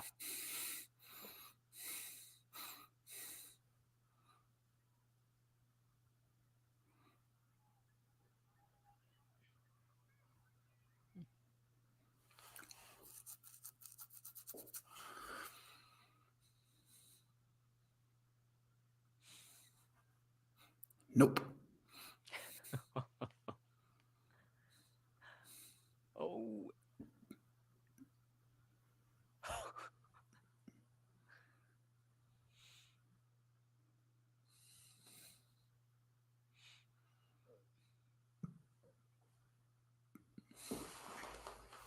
You grab that sewing needle. Mm-mm. Oh yeah. Good old knitting needle. Yep, knitting needle. Oh.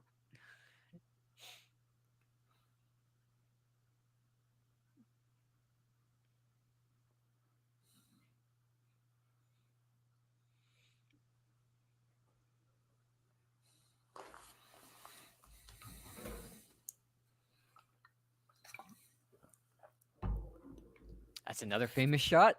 Mm-hmm. Mm-hmm.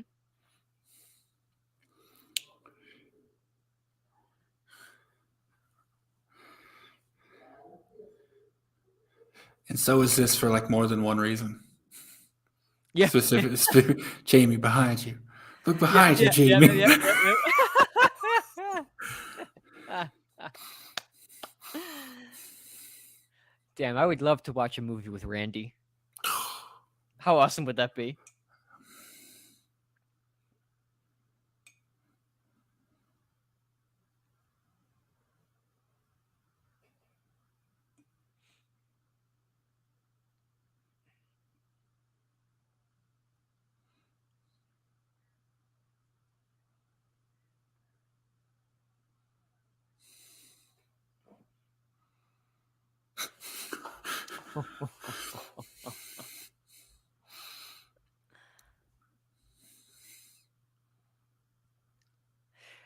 Necessary. It's funny you say that because my couch is not up against the wall, so anybody could hide behind it. Oh, mine's back up against the wall. Is it? Yeah. Mine's right in the middle.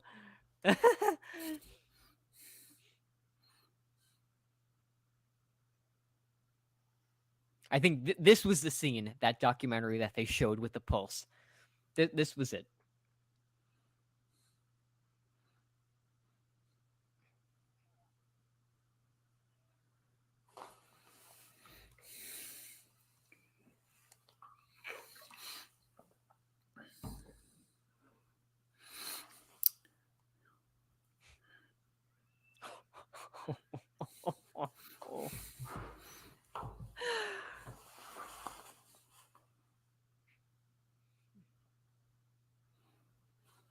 And she stages it like she jumped out Mhm. the window. Whoo!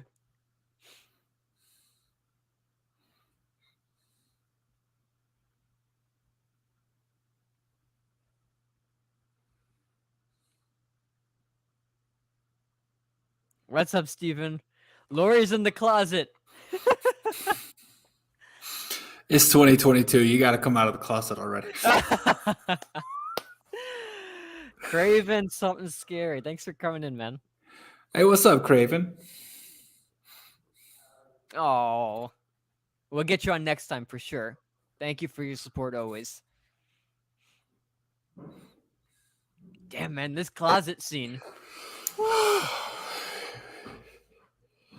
When we used to play hide and seek when we were younger, I had a closet just like this. Like it was just like that very thin door over it, and my cousin would always shake it like that, and it would look just like this, man.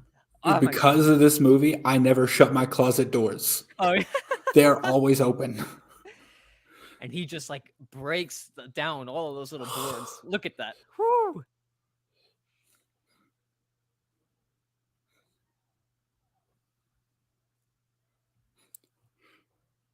Oh my gosh. And the moaning, like when he gets Mm-hmm. serious. Holy Christ.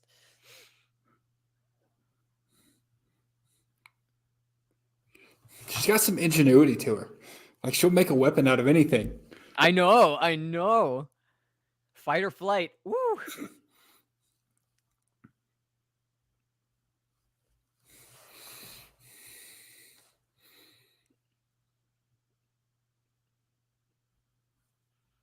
Man, the score just I know. amps this up so much. Like you're like, okay, finally, I can breathe for a second because that score Yeah. stopped. And it cuts at the right moment. You Oh, know, it's so usually amazing.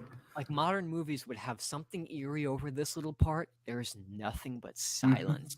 That's what's so good about it. It lulls you into this, state of calm. Like, okay, you're safe now. Yeah. Yep.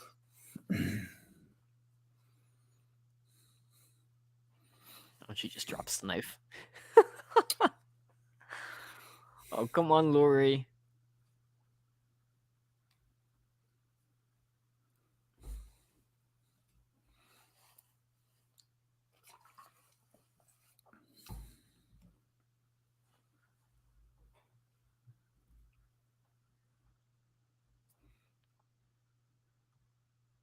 The Mackenzies.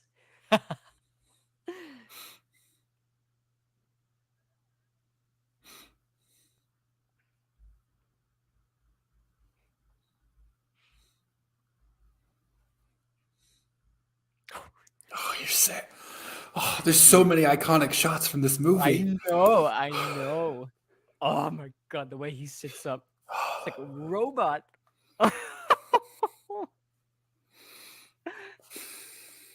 Here it is, the finale. Dr. Loomis immediately knows. Yep. Oh my god.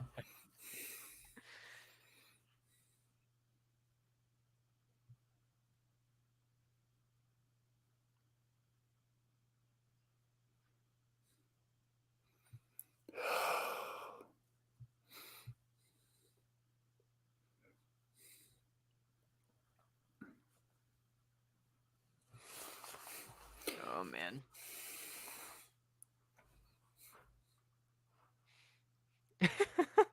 Oh,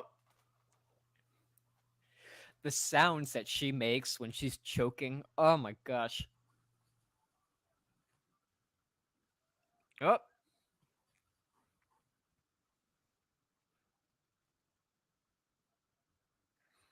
The look of the mask when it's going back on too is like yep. so. So there's one shot. 2, 3, 4, 5, 6. I shot him 6 times.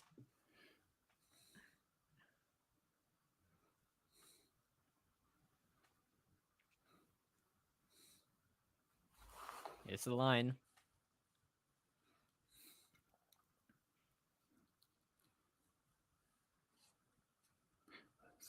Man. As a matter of fact, It was. Oh, chills. Her innocence gone. Just like that.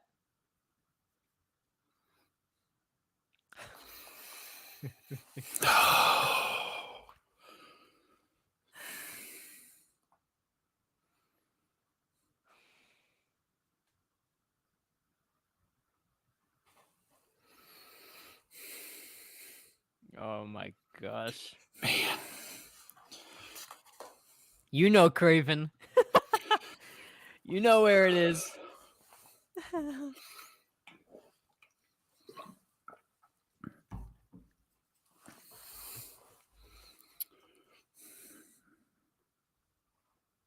The breathing at the end, too. Dude. Imagine seeing this in 1978 and not knowing of any of the sequels or anything, and then the movie just ends like this. It would be legitimately. It's one of the most unsettling endings And I the think there final is. shot right on the house.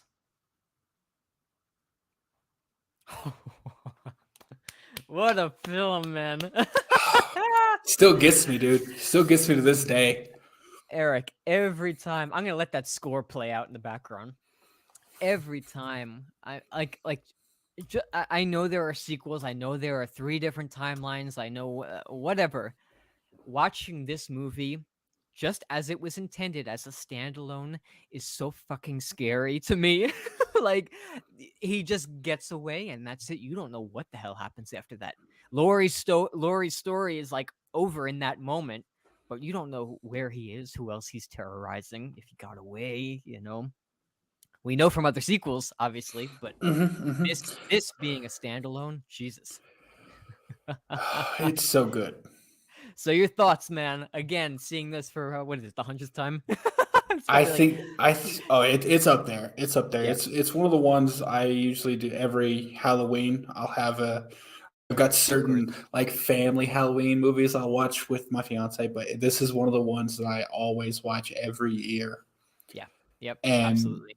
it holds up. I mean, that's the biggest thing I can say about it is it still holds up with all these modern horror movies and slashers and torture and gore and stuff. This still holds up. Still, I mean, I my heart was still racing from Oh, that 100%, beginning. man. Valerie says, and this movie just shows us why we do not need an explanation of why the shape is the way he is. The ultimate boogeyman. I agree. Hashtag less is 100%. more. Let's bring that hashtag back. Less is more. I'm serious, man. That's what Hitchcock did so well. I mean, when people watched Psycho, that was like one of the first movies ever that like actually showed the physical act of like somebody getting killed. But the way that that movie was shot, man, like it again at the end with Anthony Perkins and he's smiling, I wouldn't even hurt a fly, and the movie ends like that. It's great. It's great. But yeah, less is more, especially when it comes to slashers and it comes to, like I find when you add backstories, sometimes it can be great, but sometimes it can water down the effect that is at play starting with that first movie. I mean, you have to add, if you're going to make sequels, it's inevitable to add something at least, but sometimes we reveal too much. Who was it in Scream that said something about was it Stu Steven, was it Stu that said, no, it was Billy that said no motive is scarier, right? Oh yeah, yeah. Yep. Which is why, and I know this is Halloween, but I'm just gonna say this. Yeah, do it. I believe that Stu is the most terrifying ghost face out of any of them because I don't think we really know what Stu's motivation was. No. When Sydney asks him, and he says the whole peer pressure, I think that was just him talking. Yeah. Billy had a motive. Every Ghostface had a motive, but Stu, we don't really know why Stu did it, and that makes him Nope. so much more terrifying to me. He was just sick. I mean, the way Matthew Lillard played that at the end of that movie. I mean, Steven's in the chat. I'm sure he's gonna chime in. It is just like he's just sick, and that makes it so scary. There's all our Stu hashtags. Well, and I think speaking of like you know the remakes and answering the questions, not only did like Rob Zombie's remake give him too much backstory, it also tried to humanize him a little bit. Like Yeah, with the whole, oh, you know, it was a tough family environment. Like you started to feel something for Michael, which is I don't think you need. yeah. He just needs to be. All you have in this original one is whatever Dr. Loomis says. That's That's all you all you get. know, man. All you get. No, like big monologue, nothing at the insane asylum. Anything that comes out of Loomis's mouth in this film, that's all you'll ever know. At least for this movie. And it's terrifying. Yes. Yep. Yep. Absolutely, man. And I think that's why it holds up so much. I do. I think that's why it holds up. Like even I know a lot of people are not a big the original Friday the 13th, okay? Mrs. Voorhees had a motive, obviously. Hmm. But for me, even over all of the Jason sequels, I hold Friday the 13th Part 1 as the holy grail of that series just because of the sheer originality of it. I mean, there have been many like Halloween was before Friday the 13th, obviously. Um, I don't know, but there's just something about all you knew is that she wanted revenge for her son's drowning, and that was enough to send her to go crazy and kill people, man. And that part at the end where she's doing young Jason's voice. Kill her, mommy. Kill him. Yes! Oh, Don't let her get terrifying. away, mommy. Don't let her live. Dude. Oh, but yeah, I think Friday the 13th, the original, is one of the great, but it did come after Halloween, and I think It there's did, even some of yes. the original production people from Friday the 13th that said basically they saw the success of Halloween and they're like, we have to make one. Yeah. Yeah, Or with that opening POV shot, when mhm. the killer's walking through Camp Crystal Lake and kills those two counselors wherever they were trying to make love in that like little hideaway up there. Yeah, yeah, totally, totally. Have I you love that. speaking of Friday the 13th, just a random Yeah. question. Have you seen Never Hike Alone? Oh, that fan film. Yes, I did. Uh-huh. Okay, I was Great. just checking because all of the way they recreate like the different crime scenes with the Uh-huh. flags and stuff. Oh, Yeah. great. So back to It's good. Halloween. Sorry. No, it's good. It's good. It's good. So now for you, I'd say since we've seen all the sequels, we've seen all the different timelines. When you found out in the original timeline that Michael was Laurie's brother, did that kind of water down the effect of this movie a little bit for you? It forever changed it. It forever changed the viewing experience. Unless you can get to the point of where you can shut your brain down and just view a film for as it is in the present moment, it's very hard not to make associations. Like even I said that in the beginning of the stream for everybody watching. Try to go in and watch this, closing out all the sequels, and see how it was intended to stand in 1978. But still, as we were watching it, I was like, oh, yeah, the dog in Halloween Kills and this and that. It's very hard to turn your brain Yeah. off. Yeah. So now going back and seeing that Michael was, Laurie's brother, did that kind of like water it a little bit down the horror of this first one? If I think about it, it changes things a bit because for me, it makes things a little less believable that there's all these coincidences because we don't know it. We never saw a baby at the Myers house, I don't think. So it makes things a little less believable. Like just by chance, she's the one who shows up there. Yeah. It just makes it a little less believable if I think about it. But the only time I ever actually think of Laurie as Michael's brother is if I'm watching Halloween H2O. Yeah. Yeah. Because Uh-huh. I do like the fact that I do like it in that movie. Like it's something Yes. that even John Carpenter's come out and said he regrets making her like making them siblings. Yeah. But in Halloween H2O, I think it works very, very well. Yes. So Yeah. Absolutely. So Maverick is talking about Nightmare on Elm Street. Um, right? Yeah, Nightmare on Elm Street. That movie is another one that when I watched that as a standalone, the way Wes Craven intended it, not knowing much about Freddy, I mean, that is terrifying, dude. I mean, all we know is that the parents burnt him down and he's getting revenge, and that's all you know. And then the movie ends, and it's like, whoa. Yeah, see, Steven's like Wes Craven's masterpiece. Literally, Nightmare on Elm Street is one of those movies. Tina's death. Tina, watch this. You know, it's so good. I gotta say, Nightmare on Elm Street was the last of the big slashers that I ever watched as a kid because my dad's name is Freddy, so Oh, I always avoided it. I'm like, I don't want anything about oh, that. So yeah. I still watched it. I'd say pretty young, but like Halloween, Child's Play, and Friday the 13th. I was young and I was actually raised by my grandmother. And we didn't have any of those things in the house. Like Mhm. there were no movies like that in our house. But my aunts and cousins actually lived next door, and occasionally I would go over, and they were like 3 or 4 years older than me. Yeah. So occasionally I'd go over and spend a night there, and they had all of them. And there was one night where I got introduced to Nightmare, not Nightmare, but Friday the 13th, Child's Play, and Halloween all like in the same night. And I Oh, didn't sleep that night. I must have been about what? 11, maybe Yeah. 11 or 12. And I Uh-huh. didn't sleep that night. I was terrified. Oh, dude. That's like just back to back All three of marathoning it, them. man. It wasn't great. Marathoning. We just said we got let's see. Valerie says it right here. Halloween 1978 is the definition of the boogeyman brought to the screen.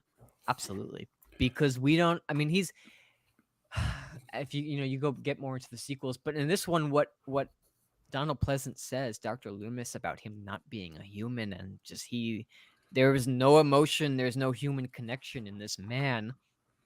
It just shows you that the boogeyman doesn't need to be this big monster looking thing. It could just be in the shape of a man, in the form of a man, just embodied in it. Absolutely. And like I will Absolutely. say, like James Jude Courtney is a bigger guy than Nick Castle, and I think he's Yeah. still terrifying. And Oh yeah. to some degree, like Tyler, I think it's Tyler Maine is who played Michael in Rob Zombie's Halloween. Yeah. I think he's terrifying, but like in a more physical way. Like Yeah. Michael from 1971, or 78, Nick Castle is. It's more of the suspense that gets me. It's like Yes. you don't know. Whereas like in Halloween, Rob Zombie's Halloween, you see it. It's just Yeah. much bigger and physically intimidating. But He's gigantic in that movie. I mean, oh he's yeah, he's like a towering freaking monster in that movie. I mean, in this one, when you see Michael takes his mask off at the end, we see his eye and all that. He looks like a young guy. yeah, He looks like because he's as supposed young to as be me. what 21. He's supposed to be 21. Something like that. Yeah. Yeah. Yeah, Yeah. because Very young. he's 6 years old when he kills Judith, and That's then right. In he goes he 63 and then in 78. yeah, so Right? he goes That, away for yeah. 15 years because yeah, Hmm. so he's supposed to be 21. Yeah. So he's just a young guy, and then like I don't know about Rob Zombie's timeline, timeline in terms of the movie if he's supposed to still be 21. But when he gets Oh, I out, doubt it. he's like huge, Dude, I know. and like For sure. so yeah. But anyways, this I think personally I am a fan of the first Rob Zombie movie, but it's nowhere near the same movie. I You don't have to view it classify them as differently. yeah. Yeah, like with a different lens, you can't go in comparing the two. I appreciate what Rob Zombie tried to do, but Craven, if you're still in the chat, I mean, we talk about this all the time. When I watch Rob Zombie's movies, I literally have to go take a shower and scrub myself with soap. That's how filthy his movies are, with the dialogue, with the way it's shot, with the gruesomeness of it. I mean, it almost makes you want to vomit. That's how intense his And movies I are. think that's what he goes for. Yes, yes. There's a whole directors circle of like I think it's like 5 or 6 directors, and I can't remember all of them, but they're referred to as the Splat Pack Oh, because of the way they film movies. I know Eli Roth is in there, Rob I Zombie's in know. there. Green Uh, Inferno. Have you ever seen Green Inferno I with did Eli see Roth? Green Inferno. Oh my Jesus, dude. gosh, that movie That messed me up. that first scene of the cannibals tearing apart that guy, I will never watch that movie again. I'll tell you, that is how much it messed me up. Never will watch that again. But If yes, he's up there with Rob Zombie. if you want another one that's similar, and I can't even tell you who directed it, but Bone Tomahawk with Kurt Russell and Patrick Oh, I've heard of Wilson, that. Yeah, it is it'll keep you up at night. really. I gotta check that out. Yeah, it's a man. Rob Zombie's movies equals vomit. See, here's the thing. Like I'm gonna say I appreciate all of his movies. I'm a really big Uh-huh. fan of the movies that aren't Halloween. There's something about him trying to do Halloween. Like I said, like you said, I appreciate his vision and like not wanting to just make the exact same movie. Of course. And yeah, I already said it once, but remakes and reboots are kind of doomed in general, or remakes specifically, because you can't just do the same thing. So you got to add something that usually isn't something that needs answering, or introducing something that wasn't in the original that people don't like. So Well, if I remember, Carpenter didn't even give Zombie his blessing. Like he was just like, I don't want anything to do with this, whatever. Like he so, was pissed. He was a bit pissed. I might be so wrong. there was a back and forth on it, actually, because apparently what John Carpenter says is that he kind of wished Rob Zombie luck and everything. But then Rob Zombie came out in an interview and was like, "Yeah, John Carpenter was rude to me and didn't want to have anything to do." And then John Oh, Carpenter came back out. I was like, "Yeah, I never said that." Like, and just oh, they kind of went at it. But I don't oh, that's know. annoying. I think it was a studio thing, because I know Rob Zombie Yeah, has gotten into some things where he wanted to make specific movies, but the studio's like, "We want you to do this instead, yeah, or first, and then we'll pay for this, or yeah, we'll fund this movie." So, yeah. anyways, about Halloween 1978. Yeah, and you know what?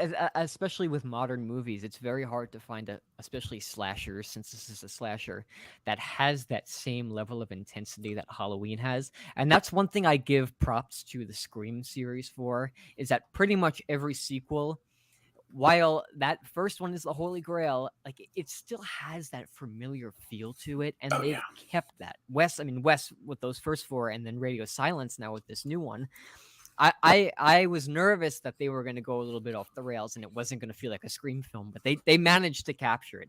Just like Halloween Kills, that 1978 flashback, 20 minutes of the movie, dude, it felt like I was watching a continuation of 78.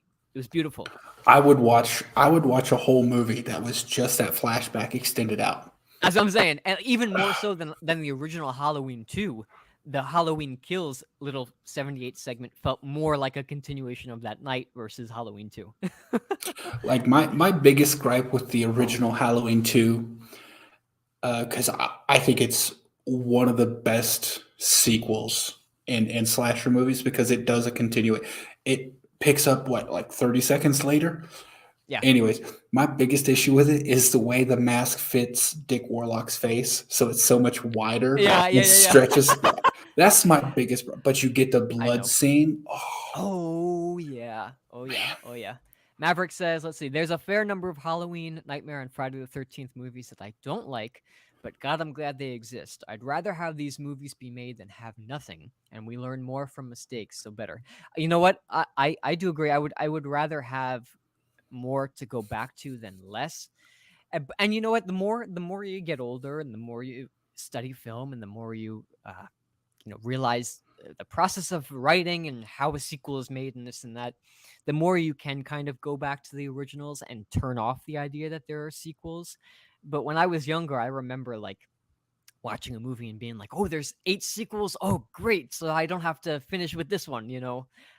So I've found as I've gotten older, especially coming when I came out of film school, knowing more about the production side of things and the background of film and how a film is structurally made, you can go back to the originals with it, especially the old ones. Like we were talking about budget before. We like Halloween Kills was a $10 million budget, you said, and Halloween this one 2018. 2018, yeah. And this one was it 350,000? Somebody commented before. It's Yeah. something like that, right? And then you just Mhm. have such an appreciation for it for sure. Well, that actually brings up a really good point, because I thought about this the other day. I was watching a Lethal Collective one of their live streams, and someone, I think it was Fate, brought up like, would you do you think having, and they were specifically talking about Stu, but and it was something along the lines of, do you think having him come back is worth the risk of ruining the original image? Ooh. So in my thought, like my immediate comment was, will you run that risk with doing a sequel, with doing anything? Yes. And it got me thinking, like, and honestly, it really made me think, I am so glad we have all these I terrible know. sequels. Like they might be bad, like, and some of them are bad, but I'm really glad I have them, because I would rather have those. And as much as I love original Halloween 1978, I would rather have all those terrible sequels and get more than to just have it stop there. Yeah, totally. What's up, Jordan? Thanks for coming in. You know what? I said this on Craven Something Scariest podcast, Steven's podcast, the first time I was on it, and we were talking about Stu. And I said this. I said, when you, especially, we'll do it. So we're talking about Halloween. Halloween Kills. Okay. They do that 1978 flashback scene. Okay. So they do it, and they nailed it. However, if they didn't nail it, that just having it has forever changed the viewing experience of 18. And having the original Halloween 2, having seen it, will always change the viewing experience of this original 2. It's all about how you do it, though, which is what you were just saying. Like, if we decided to bring Stu back, which I do think I could bet my life on it that it's probably going to happen. If they do it right, and they do it with respect, and they do it with a little bit of like a sense of realism. They can't just throw it at us and expect us for shock value to enjoy it, which I don't think these guys will do. I really, No. really, really think that they're going to nail it. If you do that every time you watch Scream, the original 96 one, you will always think when he gets that TV thrown on his face, oh, he's alive. That's fine. We'll see him in 5 more movies. Well, I already know he's alive. Like I said, I don't know if I've ever published, but I actually did like I filmed a video. I don't think I put it out yet. But the last time you see Stu Macher, the last ever shot you see of him, he's still breathing. That's right. If you want, That's anyway, I wanted to comment on something you said. You said there at the very end of the movie. You said, like that, her innocence gone. yes. I was taking a screenplay class, a screenwriting class, because I wanted to get into writing scripts. That's awesome, And man. thanks. Yeah, the instructor said something that was so profound that I was like, it's a mantra I want to have on everything. And it said, bad guys have to be punished, and the innocent must suffer. Wow. That was a line about writing horror. Whoa. Bad guys must be punished, and the innocent must suffer. I'm like, oh my god! And I Whoa. started like watching other movies and thinking about that, like, and you're like, oh, okay, you got Sydney, perfectly innocent. You got Lori. You got, and you're like, and do chills come over me anytime I'm watching a movie Dude, and quote comes back in my head, and I'm like, okay, this is it's like, this what is are you real. willing to sacrifice to survive here? Yes. So I don't know, when you said the innocence gone, that, or her innocence was gone, that quote popped back in my head, and like, oh, it applies so much to just about every movie, not even only horror movies, but this was specifically talking about horror movies. Yeah. Yeah. And it was funny when I was in film school, I went in going wanting to come out as a horror director. That was my genre. And everybody was talking about all these dramas and all these other films that are excellent, how they were structured. And when I took that screenplay class, man, it was like when I came out of that semester of taking it, I forever had a different view on the way that films are written. Like when Zach and I, my partner Zach and I, we watch film or we watch movies. Right now we're watching the show Westworld. I started after I did horror, I started studying television.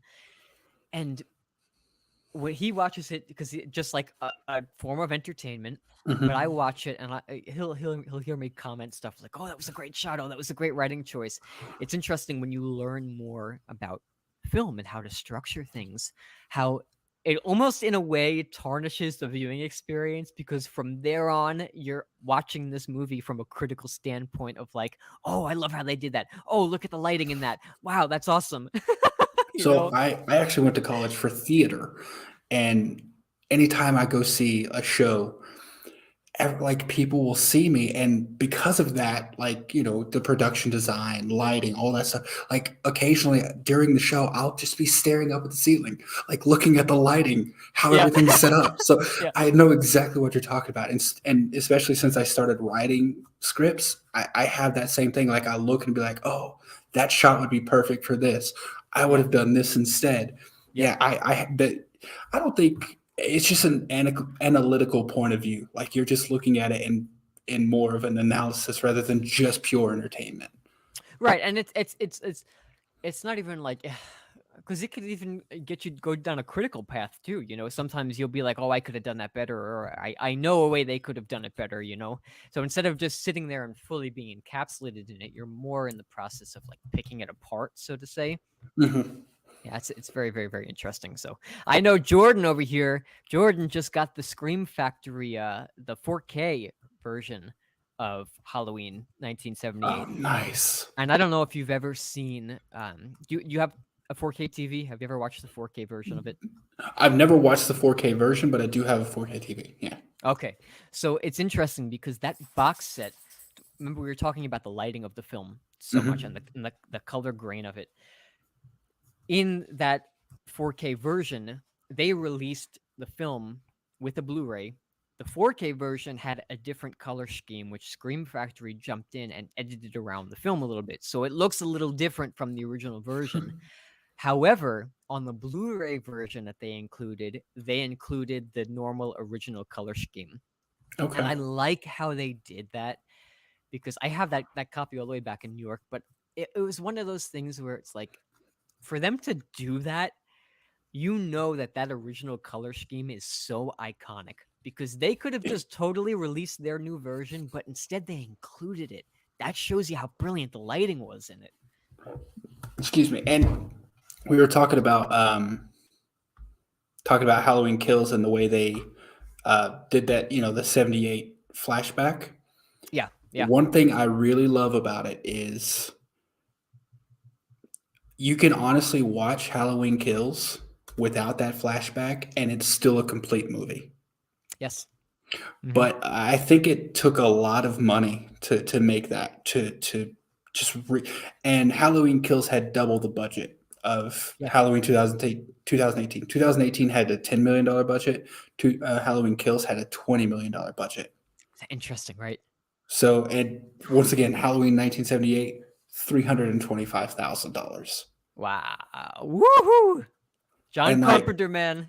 and I mean, as much as I love 2018 and Kills, and I'm sure, um, Halloween Ends is going to be great. Halloween original is still better.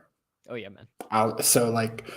the thing, could you imagine if John Carpenter had his vision and like today, like that budget, what kind of movie he could have given us? Oh, and I talk about gore all the time in movies and how less is more. I'm sure if this movie was made today, it would have been much bloodier than it is already. Again, it's with all those movies. Like, imagine the original Texas Chainsaw Massacre being made today. I mean, we've had remakes and sequels about it, so we could kind of see what it would have been like. But for me, I think like it's gonna go back to the whole less is more thing, man. It just it I that's just my taste. I know some people love the modern gore fest of a film, but I like that old way of doing. Maybe I'm just an old soul. Maybe before I No, was born as Jack, I was alive in that time period in my past life. man, I agree 100% with you. And I think a good example, did you ever see, I think it was called Mama? It was a Guillermo del Toro movie. Oh my gosh, is that with the that was with the two girls, right? Yeah, the two girls. Yeah. Oh, I haven't seen that in years. I haven't even thought about that in years. Here's a good like a good antithesis of Halloween, because the problem I found with that movie is they actually revealed Mama so early in the movie that you see her so Oh, much that she becomes less frightening. Like she's that's not right. frightening to me by the end because you've seen her so much. That's right. And that's what I think Halloween, one of the best parts about it is like not only is the suspense of what's going to happen, but it's you never get a really good look at Michael. Nope. Not He's until he always lifts up with the phone. That's it. Exactly. Hmm. And by that point, like, you see little glimpses of him here and there, but, you've got stuff like, oh, the lighting is just only half of him is illuminated, or the condensation on the inside of the window kind of makes him like, it's just he waited for the perfect moment to actually show you who the villain actually is. It's like when you see him for the first time, you know the third act is there. That's when you Yeah. see it. When you see him in his completion, when he comes out of that, even when he comes out of the closet and he pins the guy on the wall, you still just see his silhouette. You still don't Yeah, get a good look. it's backlit from by the glass door, so you Oh yeah. don't really see him, like, and that's what I'm saying.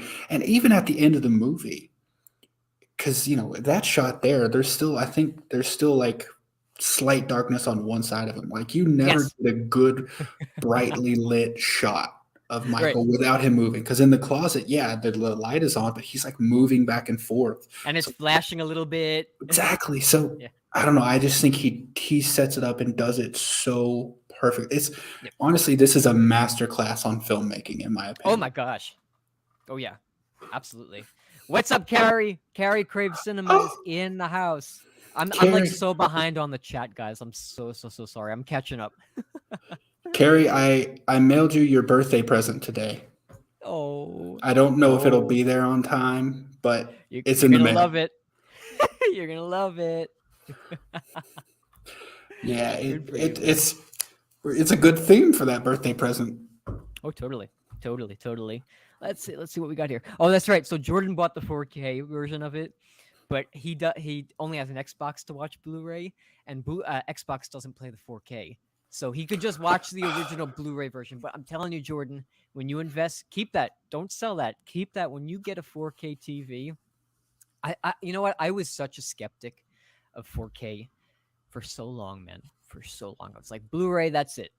Until I got a 4K player, and I'm not saying all. Some movies don't look as much different from their Blu-ray version, but there are some movies that I have watched on 4K, especially the older ones that were shot on film, that are so crisp that it adds such an element to those movies, especially Halloween 1978. So, Jordan, you hold on to that because one day you'll get a 4K TV and you let me know as soon as you watch it on there. It's amazing. Well, now I gotta watch the 4K version of this because I haven't watched it yet. So Dude, yeah. That and all the other old movies. I don't think there's not a Friday the 13th or Nightmare on Elm Street 4K, but Scream, the most recent one that was released on 4K. I popped that in before Scream 5 came out. Dude, blown away. Absolutely blown away. Much better than those Blu-ray copies that had all the grain all over them. Those terrible conversions. Yeah, that's I gone. the Scream 4, as much as I love the movie, they had some That sort of hue. Oh my photography. gosh. It Yeah. looks Dead Meat. I don't know if you watched Dead Meat's channel, but he said Hmm. something. His comment on it was hilarious. But he said it looked like they just rubbed Vaseline across the camera lens, and it does in Yes. some shots. It's really bad. I But remember even being 13 when I saw that and I noticed that. Yeah, yeah, I do. it was odd choices. I really enjoyed the movie, but some of those shots, I was like, what is going on here? Yeah, no, it was almost like you had like when you wake up in the morning and like you get this blurry vision for the first 30 minutes of being awake. It's like that. Every time I wake up, I'm like, oh, I'm in the Scream 4 world. I always thought of it as when I fall asleep with my contacts in, and I wake up. Oh, Oh yeah, it's just like that. is it? It's like I'm watching in real life. Yeah. What's that? Jacqueline says, The Orphanage. I never saw that movie. Have you seen The Orphanage? I haven't. I've seen The Orphan. The Orphan. I've seen that. Yeah. No, I don't. I don't think I've seen The Let's Orphanage. see. Carrie says she hasn't seen it either. Well, Carrie, let's do a live Let's all reaction to watch. that movie. Let's do a live reaction to it. I'm so down. We'll do it. We'll do it. And what do we got here? Oh, this is for you, Eric. There you go from Carrie. You're very welcome. I hope you like it. Jack has. I I think Jack's seen it. I know Steven. You've Steven seen it. Yeah. Yep. So You're gonna love it, Carrie. You're really gonna love it. Totally. Let's see what we got. Yes, absolutely necessary. Sepia toned. Yeah. it was so odd. I don't understand the choices that they made. I mean, do you think they did that in post, or do you think that was the way that the camera was adjusted? I think it was post. It had to be post because not all of them had it. I mean, maybe I don't know. Maybe they had a bad lens that every time they switched to that lens, it was bad. But I don't know. You have. I can't think that it was in camera because if it was done in camera and wasn't supposed to be that way, then they would have fixed it. Because Yeah, I'm sure. and it was Wes Craven, and I don't think anything happens in a Wes Craven movie without him wanting it to. Yeah. So I'm pretty sure it was post. And you know what's interesting? In those first two stab like cop outs in the opening, it didn't have that glow. So it wasn't until you got to Scream 4 with Jenny and Marnie and their opening scene that you really started to notice it. It's more so in the daytime you notice it. Yeah. You Oh know, like yeah. after Scream 4 comes on and that song by the Sounds is playing and you got that pan down of Woodsboro, that's when I first noticed it. And Mhm. anytime during the day, like the bookshop where Oh Gail yeah. at her book signing, it was intense. I mean, it was so intense. Yeah. I don't know what it was. I wish there was more discussion about it from the filmmakers to maybe give us some reasoning or why they made that choice. But Yeah. overall, I really enjoyed the movie. Yeah, Scream 4 is like it's such an underrated sequel. I think if it was released today, I talk about this all the time with Steven, how it was too early for its time. I mean, right? That's the saying. That's the saying, right? I think It was before its time. before its Yes. time. Yes. If I mean, it is so relevant in today's day, man. Like that whole Oh social yeah. media crave. It's It crazy. it really is. I think that it's actually ahead of its time. Yes, that's what that was it. Yeah. Ahead of its time. Yeah, I was like, wait a minute. As soon as I said before its time, Something I was like, doesn't wait, sound right. Yeah, there's ahead of its time. there's a word. Yeah, it was. I think it was still relevant today, but not to the extent, or Yeah. still relevant then, but not to the extent that it is today. But the thing is even with Scream 5, also incredibly relevant. Yes. It Yeah. was. Yeah. Steven says Scream 4 was post. Some type of filter used to make everyone glow. Yes. Okay, so it was Yeah. post Okay. production. Yeah. And it's you're right. It's really prominent when there's a bright light shining. Yes. Oh, at night you could see it a little bit, but yeah, look at that. It's just a close up. That scene in He just Shallow got Hell. he just oh my god! I haven't watched Shallow Hal in forever. Dude, I Oh have not no! seen that since I was a kid, man. What Right? movie? Yes, Maverick. That's how it felt. All I remember was when he met Tony Robbins. He's like, "Cut it out, banana hands." Oh my Oh my gosh! god, I know my stomach hurts. Oh Yeah. wow! I haven't watched that, and so I haven't thought about it in so long. Me neither. Me neither. Thank you for Oh, bringing that up, Maverick. I got to rewatch that movie. it's going on a list. I got to rewatch it here soon. Yeah, yeah, Oh my totally, gosh! totally. Dude, I know I want to do live streams of comedies too, dramas. I'm not just gonna stick to horror, but totally, man. We'll add that to the list because that's a classic. Well, yeah, in the guilty pleasure movie club chat, there some I forget who it was that asked if it had to be horror, but then it can be any. And I was like, as soon as that opened up to other So many movies that different were, ideas. I Yeah. was like, oh my gosh, what? Yeah, There's so many movies that could. Oh, it's yeah, yeah. crazy. Totally. Jordan says he still hasn't seen Halloween 3. See, so Halloween 3, I actually enjoy that as its own movie, Season of the Witch, Okay, I without was looking wondering, I at. was like, are we Yeah. talking ends or are we talking season of the witch? Oh, Season of the Witch. Yeah, yeah. Where I technically resurrection is also a third. That's true. No, that's true. That's true. In that second timeline. It's the third one. Yeah. So it says, what do we got? Yeah, when they're in the sun. I'm like Yeah. so sorry, guys. I keep like missing people's chats and stuff like that. It's so hard when you get into the moment and you miss stuff. What do we got? You know what's interesting though about Season of the Witch? When I watched it as a kid, I I don't know what it. You know what it.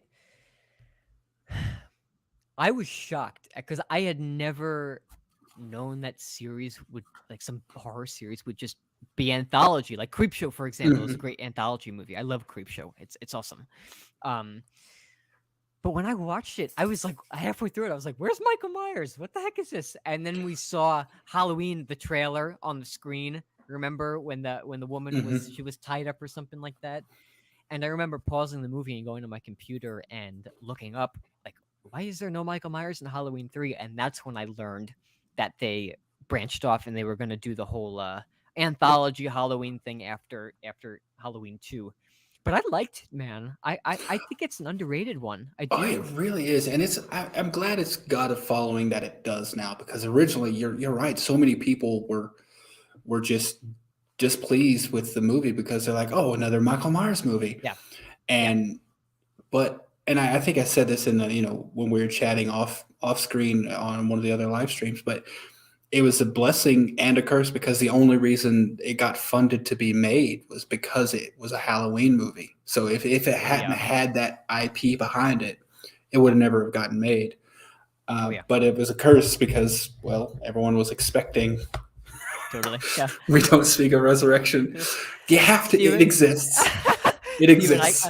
I commented in the Lethal Collective today. I was like, "Oh, we need Stu to kill Busta Rhymes in Scream 6." Ugh. I Here's the love it. thing.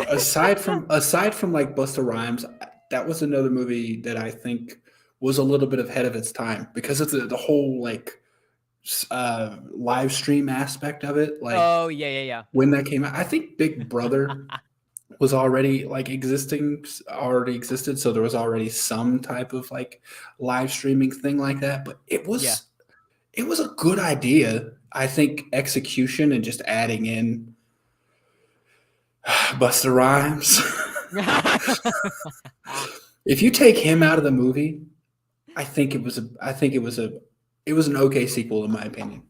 I remember when I watched it when I was young, I had fun watching it, and then I rewatched it like 5 or 6 years later again, and I think I fell asleep during it probably. It's one of those movies that if you go in almost like acting like it's a spoof of Halloween, you kind of enjoy it and you have fun with it. But I did like some of the elements. I did like the live streaming stuff like that. It was very modern, so to say. But other than that, like I really don't remember anything from that movie besides the guy's head falling down the stairs and then the whole big fire scene at the end of the movie. Like Hmm. I haven't seen it in so long that I don't really remember it.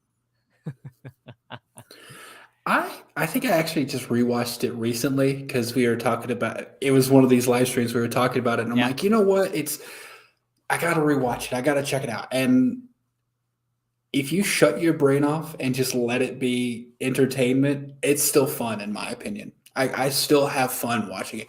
And Yeah. it's one of those where like I don't really like the characters, so Of course they're all I'm assholes. okay when they get killed. Yeah, they're all assholes. Jordan says Slasher was a good Scream inspired series. I have not seen it. Have you seen it?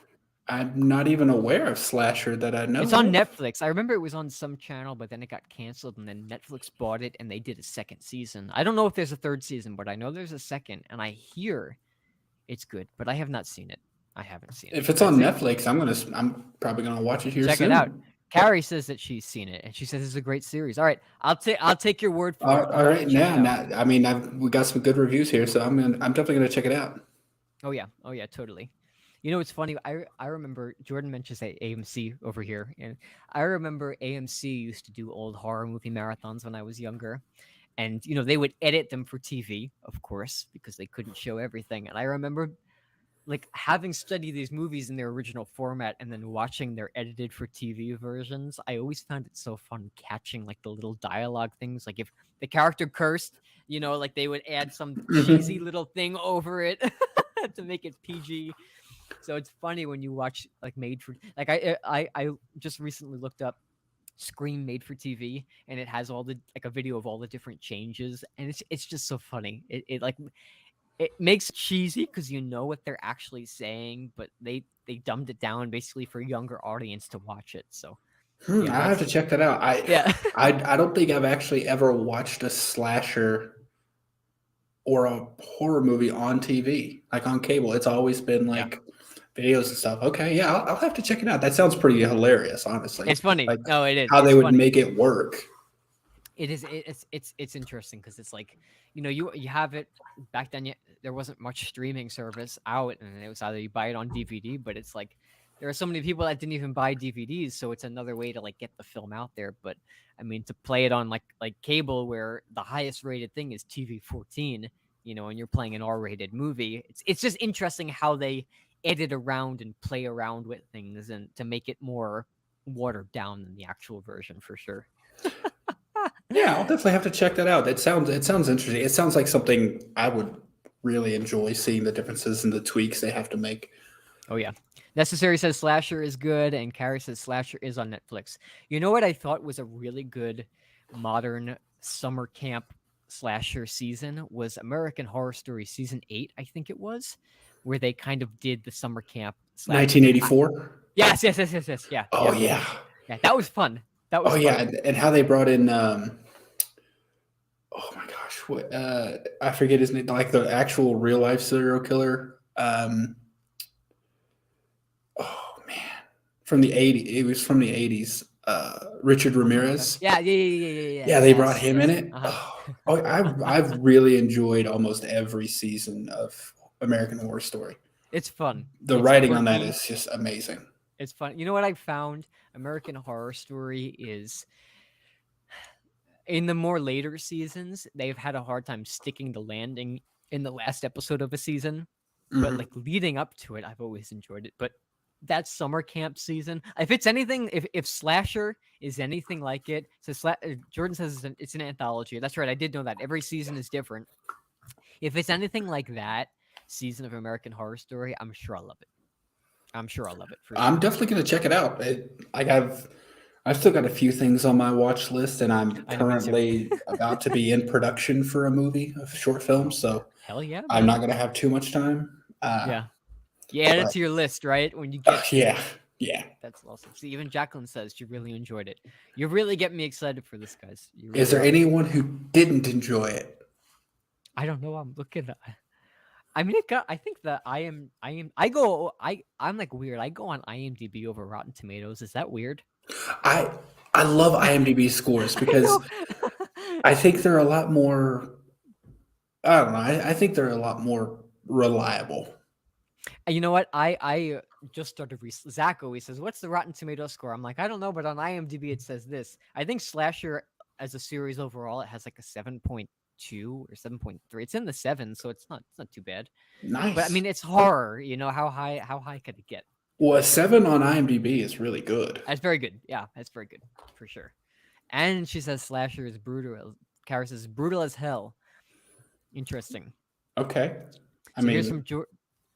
What's your favorite season of American Horror Story? favorite season of America? It's tough. You know what I'm going to say is I'm actually going to say Cult because Oh, I loved Evan Peters and the fact that yeah. he got to play Jim Jones, Uh huh. he got to play Marilyn Manson. Yeah. What was the other guy's name? He's great. Uh, Evan Peters is from great. Waco. Yeah, he got to play all these different cult leaders. I loved getting that much of him. Yeah. You know what? I go back and forth between Murder House and Asylum. There's Dude, something. Asylum it is was so nuts. crazy. You had literal demons, the angel of death, Nazis, Aliens. aliens. There was and Bloody Face, I think it was his name. Like you had That's right. so much going on in that Yeah. one season. It's terrifying. Terrifying. If anybody hasn't seen American Horror Story seasons like 1 through 4 with Jessica Lang is awesome, man. And Lady Gaga in Hotel. Oh, that's right. Lady Gaga. Lady Gaga. What's that? Craven says, Jacqueline, I recommend starting with season 2 of Slasher. Okay. Interesting. Is there something wrong with season one? And how Yeah. many are there? I'm gonna look right now. I'm gonna look right now at how many seasons. Last time I checked, it was just 2. Let's see right now. All right. What? They're going on season 5. Oh Holy wow. crap! Okay. What? I had no idea. I thought it was just the 2 seasons. I honestly have never even heard of this until now. Really? Yeah. Yeah. That's awesome. That's awesome. All right, I'll start with season 2, man. I mean, they said it's an anthology, so I mean, I don't think it would tarnish anything, right? Yeah, I don't think so. Like with American Horror Story, I watched the first 4 seasons of it, like 1 through 4, and then after that, I went to Roanoke. I jumped around. I was like, what do I want to watch Mhm. next? And but I know like some of the seasons in American Horror Story, some of the characters kind of connect and intertwine, which I always liked. Have you seen have you watched the videos that show how like the timelines and how everything connects? No, I haven't. So remember, did you see which one was it? I forget the name of it where they're in the circus, the whole traveling or Freak Show. the freak show, Freak yeah. Show. Yeah. Remember Dandy? Yeah, Dandy. And you've seen Roanoke, right? Yes, yes, yes, yes. You remember Dandy, he was messed up. He was Evan Peters' messed up. character in Yeah, yeah, yeah. Roanoke? His last name was Mott. That's actually Dandy's like great great grandfather. Oh, damn. There's some really good videos that show how everything is connected and like the full timeline. But yeah, Yeah. it's all connected. Like in Asylum, Lana Lang, she comes in at the end of like season 5 as the reporter again. Hmm. Yeah, yeah, it's awesome. I think the only season I haven't seen is the Which one where one? the bunker, like where it's like the end of the world. Oh, I think it's called Apocalypse. Oh yeah, Apocalypse. Apocalypse. I haven't Yeah, seen Apocalypse. I haven't either. Nope. And I hear that's connected to Coven really strongly. I haven't Yeah, seen it though. yeah. Let's see what we got. Yes, 2 favorite seasons: Murder House and Asylum. Murder House was brilliant. It it was so good. Yeah, Like yeah. it was one of those that like when it finally tied together at the end and like you actually learn everything, Mhm. it blew my mind. Oh yeah, oh yeah. It had elements of slasher. It had elements of paranormal. All of that stuff. It was great. And Evan Peters once again was Oh yeah, yeah. a And what magical performance. Vera Farmiga's younger sister? What's her T- name? Taissa? Taissa Farmiga. It's something like that. Yeah, yeah, yeah. Yeah, it's She's like great. Taissa, like Yeah, Taissa. Yeah, yeah, she's amazing in it. her and Vera. Vera was in Bates Motel. If you haven't seen that show, Oh outstanding. yeah, Bates Motel. She was in The Conjuring. She is awesome. What an awesome actress, man. Yeah. those Conjuring movies are like they. I Oh, they didn't get like me. the third one, the newer one. The The Devil Made Devil Me Do Made Me It. Do It. It was okay. It was just a paranormal movie to me, so it was enjoyable. But those first 2 movies, for a while before I'd seen those, I hadn't seen a modern horror movie that made me feel, besides Insidious, a modern horror movie that made me feel so unnerving, especially when I got home. The Conjuring 1 and 2 did that for me both times. Both times. Insidious. Insidious was one of the movies, like newer movies that was out right after I got back from deployment. And so at the time I was married and my partner, she was really good friends with another guy's wife who was on the ship with me. So I got back and she's like, okay, we're going to go on a double date and we're going to go see this movie. And it was Insidious. And she, not my partner, but the other one was pregnant and she was like just joking around Oh at my the at gosh. like she was joking around like if this movie makes me go into labor, I'm gonna be so angry. Oh. That sound right after the credits, the opening credits, Yeah. made her jump, and she's like, "We're leaving now."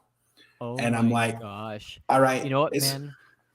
For a PG-13 movie, that movie is so scary. That would be a movie that would send somebody into labor. PG-13, and it is terrifying. and With it." Tiny Tim, Tip Throw to the Tulips. Yeah. Oh my gosh, dude, that Yeah. song!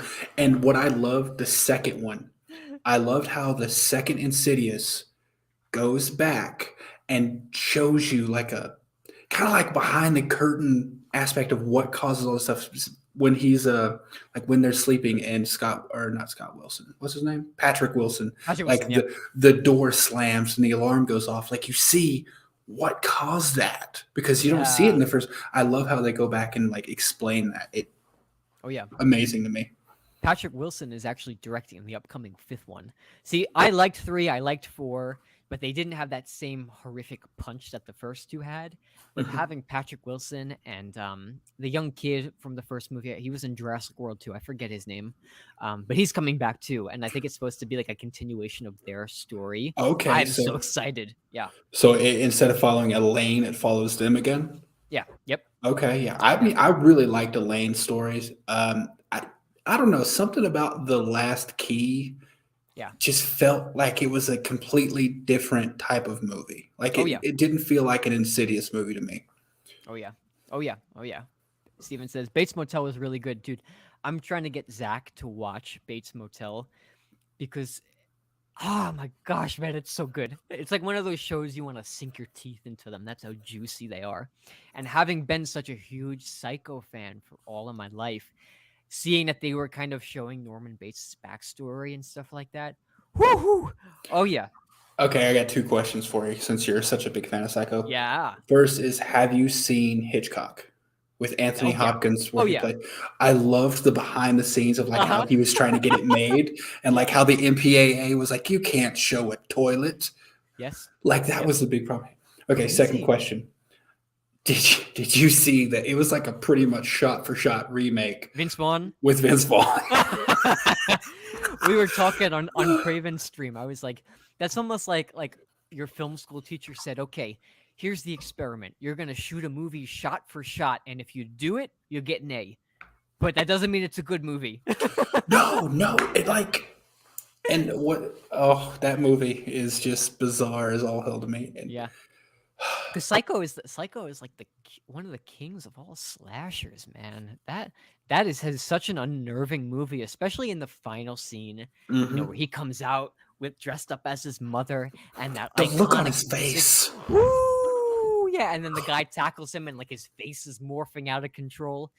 It's great. And then that final monologue of like, they don't look at them like looking at me. I wouldn't even hurt a fly. And that fly is just like walking around on his finger. And that final shot with the smile of Norman Bates is great.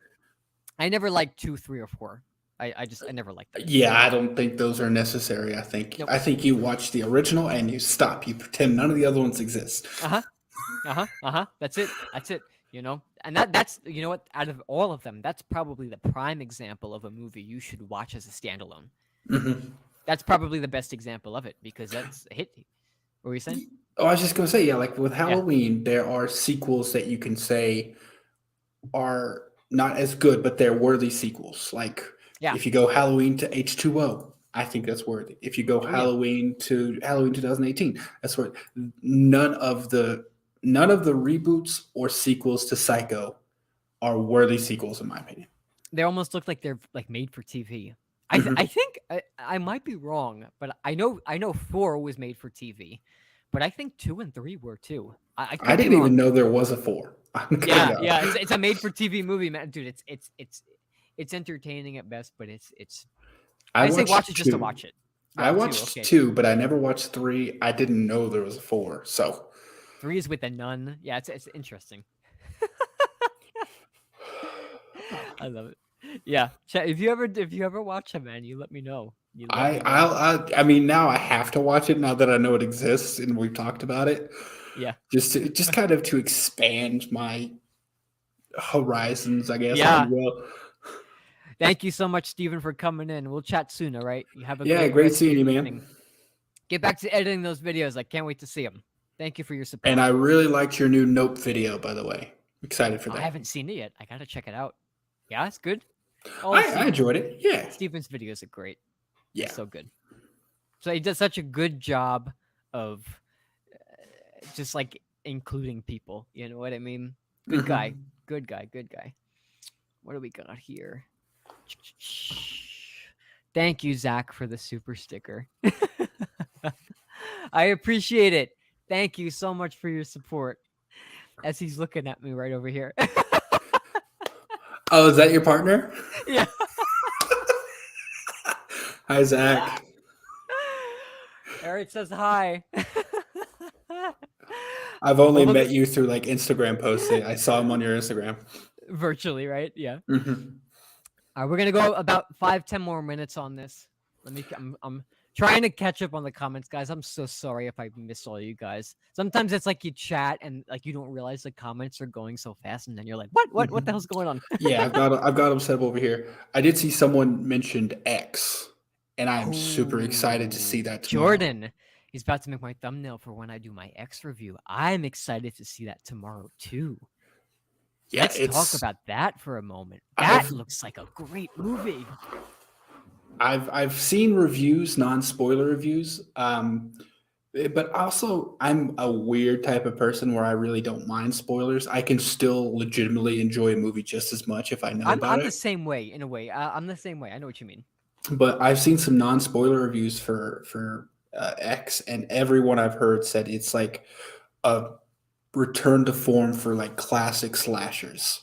That's what I And I'm think too. like, and everything about it, like the way they make it look like 1970s footage and everything. Yeah. Yeah. Yeah. And Yeah. speaking of Scream, Jenna Ortega saying she was like Oh, hereditary and everything, and then she ends yeah. up in an A24 movie. Yeah. So That's great, dude. That's great. We'll I see you think later, Jordan. Thank you so much for coming in. I think Jenna Ortega is going to become like a very popular scream queen Oh yeah. for the horror genre because now that makes two she's in, and I think she's just doing so great at it. Like she has her Oh acting in Scream Five, like yeah. she was great. So I'm a I think full believer that at the end of this Radio Silence trilogy, she's going to turn out to be the final girl. I I think just so too. there's something in my gut that tells me that Sam won't make it through the trilogy, and then 20 years down the line, because you know they'll do it, they'll bring Scream back again, of course. I think Jenna is going to be the new Sydney Prescott. I do. Tara. Yep.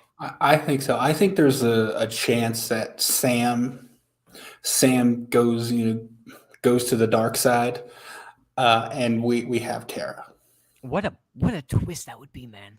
I mean, from talking about slashers, now starting with Halloween and now going into this, what a twist would that be to see what started out as, we like Sam, at least I liked her. I know a lot of people didn't really care for her. I enjoyed her, Mhm. and having that dark backstory to her that she's Billy Loomis's daughter. What I think that's what this franchise needs, honestly. Something like that. Well, I think she's very similar to Sydney from the first one. Because Sydney, when Ghostface calls to talk about scary movies, and she's like, "Come on, you know I don't watch that stupid shit." So I Yeah. think there are a lot of parallels between Tara and Sydney, and whereas Sam, like she openly knew about the slashers and stuff like that, Yeah. like because she was talking to Richie about. It. I think Tara has more in common with Sydney than Sam does. Yeah. Mhm. And I wouldn't be shocked. I think it would be a really good twist if Sam does go a little bit more toward her evil nature that she's trying to fight, and Tara turns out Oh, to yeah. be. So Imagine I Sam would was like that. involved in this the whole time. Oh, it would crush Tara. It Yeah. would crush Tara.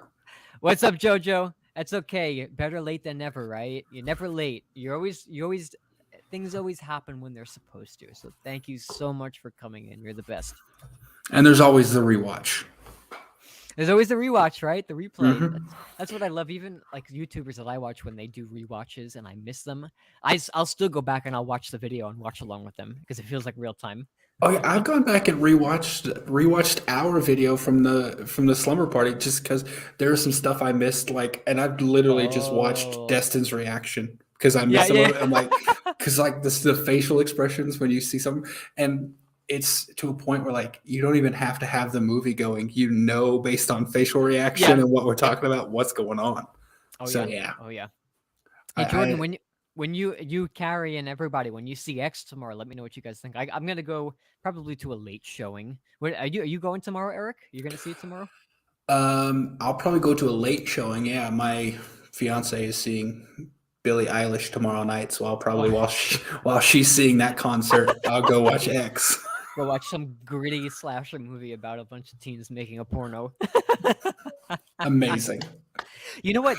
You know what? I have a feeling it's gonna be one of those movies that pushes the boundaries of an R rating. But like, One of the reviews I saw did say that I think it was Chris Stuckman. He said was it? it really pushes the boundaries of what an R rating can be. Really? Mhm. Somebody, I think it was Jeremy Jans, basically called the movie like a soft horror porno. Like that's what he referred to it as. I love how like energetic and stuff he is in his reviews. I love Like, Jeremy. Yeah. oh yeah, he's awesome. That's awesome. Carrie's going. She's going around 1 p.m. to go see it tomorrow. Heck yeah, heck yeah. And Jordan's going at 2:30. Oh yeah, sure. Damn. Carrie, you'll definitely see it before I will. So yeah, Yeah, let us know what you think.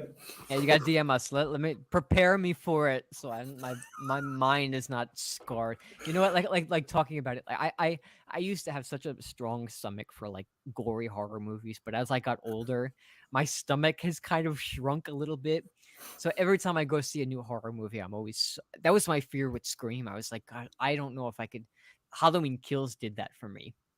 When I watched Halloween Kills, my stomach hurt so much from all of the gruesomeness of that movie that again it's like one of those movies I don't think I could watch it again, or at least if I did I'd have to like mute the sound, because when I was younger, like those Saw movies, we talked about them a couple times, I would play those movies every couple years.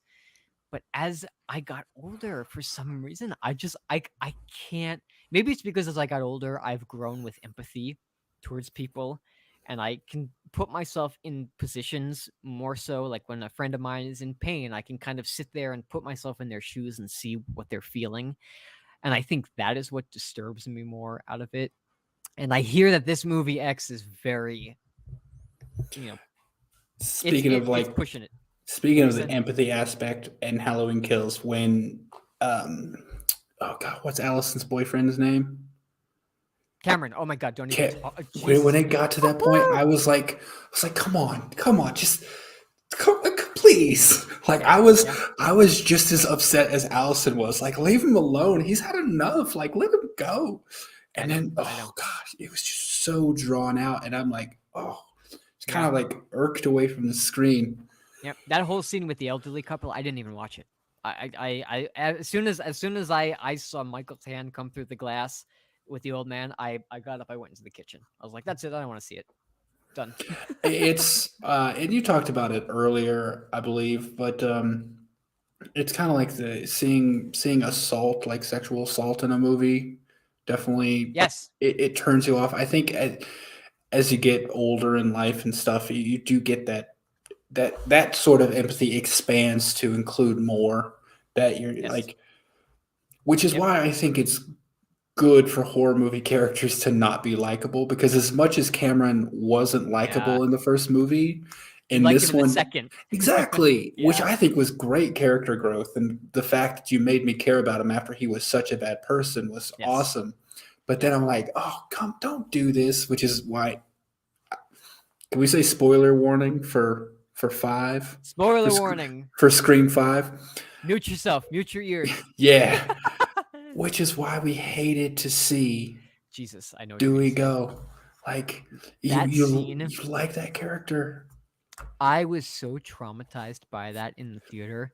You could ask Zach. I'm going to bring him on the show one time and we'll talk about his perspective of me reacting to that movie. I was so mortified by that scene that I almost walked out because I was at first I was pissed. Later, I mean, I still don't think it was necessary. I understand why they did it. I still don't think it was necessary, but I understand it and I accept it now. But I was so mad that they did that that I almost said, "Nope, I don't even want to finish this. Don't even want to finish it." I was crying half the movie, and then when I say that, I'm not talking like welled up. I was in hysterics that the entire rest of that movie, man. Yeah, it killed me. Like I was Yeah, honestly, and I think this might be a hot opinion or a hot take. I would have rather them killed Gale, yeah, yeah. because when I've talked about it in the past, I don't know if I made a video on it. Gale, Sydney's always there because she's usually the main point of the attacks. They're coming after her actively. Dewey is there, or Gale gets there because for selfish reasons. She's there because she wants a story. That's it. Yeah. But Dewey actively puts himself there to protect people. Yes. That's Dewey in every single one of the movies could have just said, "Have fun. I'm going to go be safe." But he actively comes in to He's a protect hero. people. He hero. is. Yes. And that's why I think they did it, because they know we love Dewey. Yeah, you know what? And I think in Scream 6, Zach always asks me, he's like, "Who's going to, take that Dewey character?"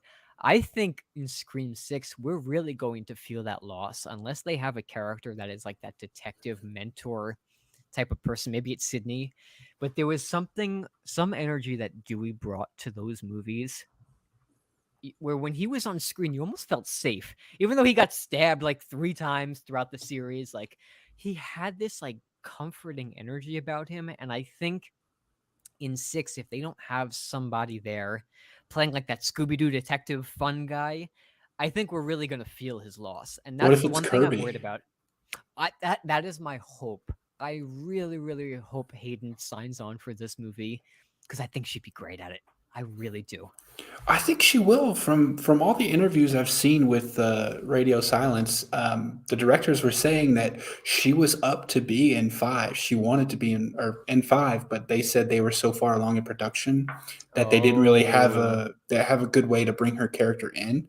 But she was interesting. willing. So I think just going based on that, she'd be willing to be in six, and if they can fit her in, then Yeah, I think it was probably good she sat on the bench for this one because we needed to be introduced to the new characters. I think that was Mhm. 5 was important just for that. If we're going to continue this past the original 3 trio, first 4 movies that West did, we need to like these characters at least. And now I Mhm. think that we know them and we're going down this path. Now I think we can bring in cameos and we can bring in Kirby and all those other, if you want to bring in the Joel the cameraman from Scream 2, I think you could do it. Did you? Okay, I got a question for you in regards to Scream 6. Two questions potentially. One, do you think both the twins will survive Scream 6? No. No, I think Okay. Mindy will.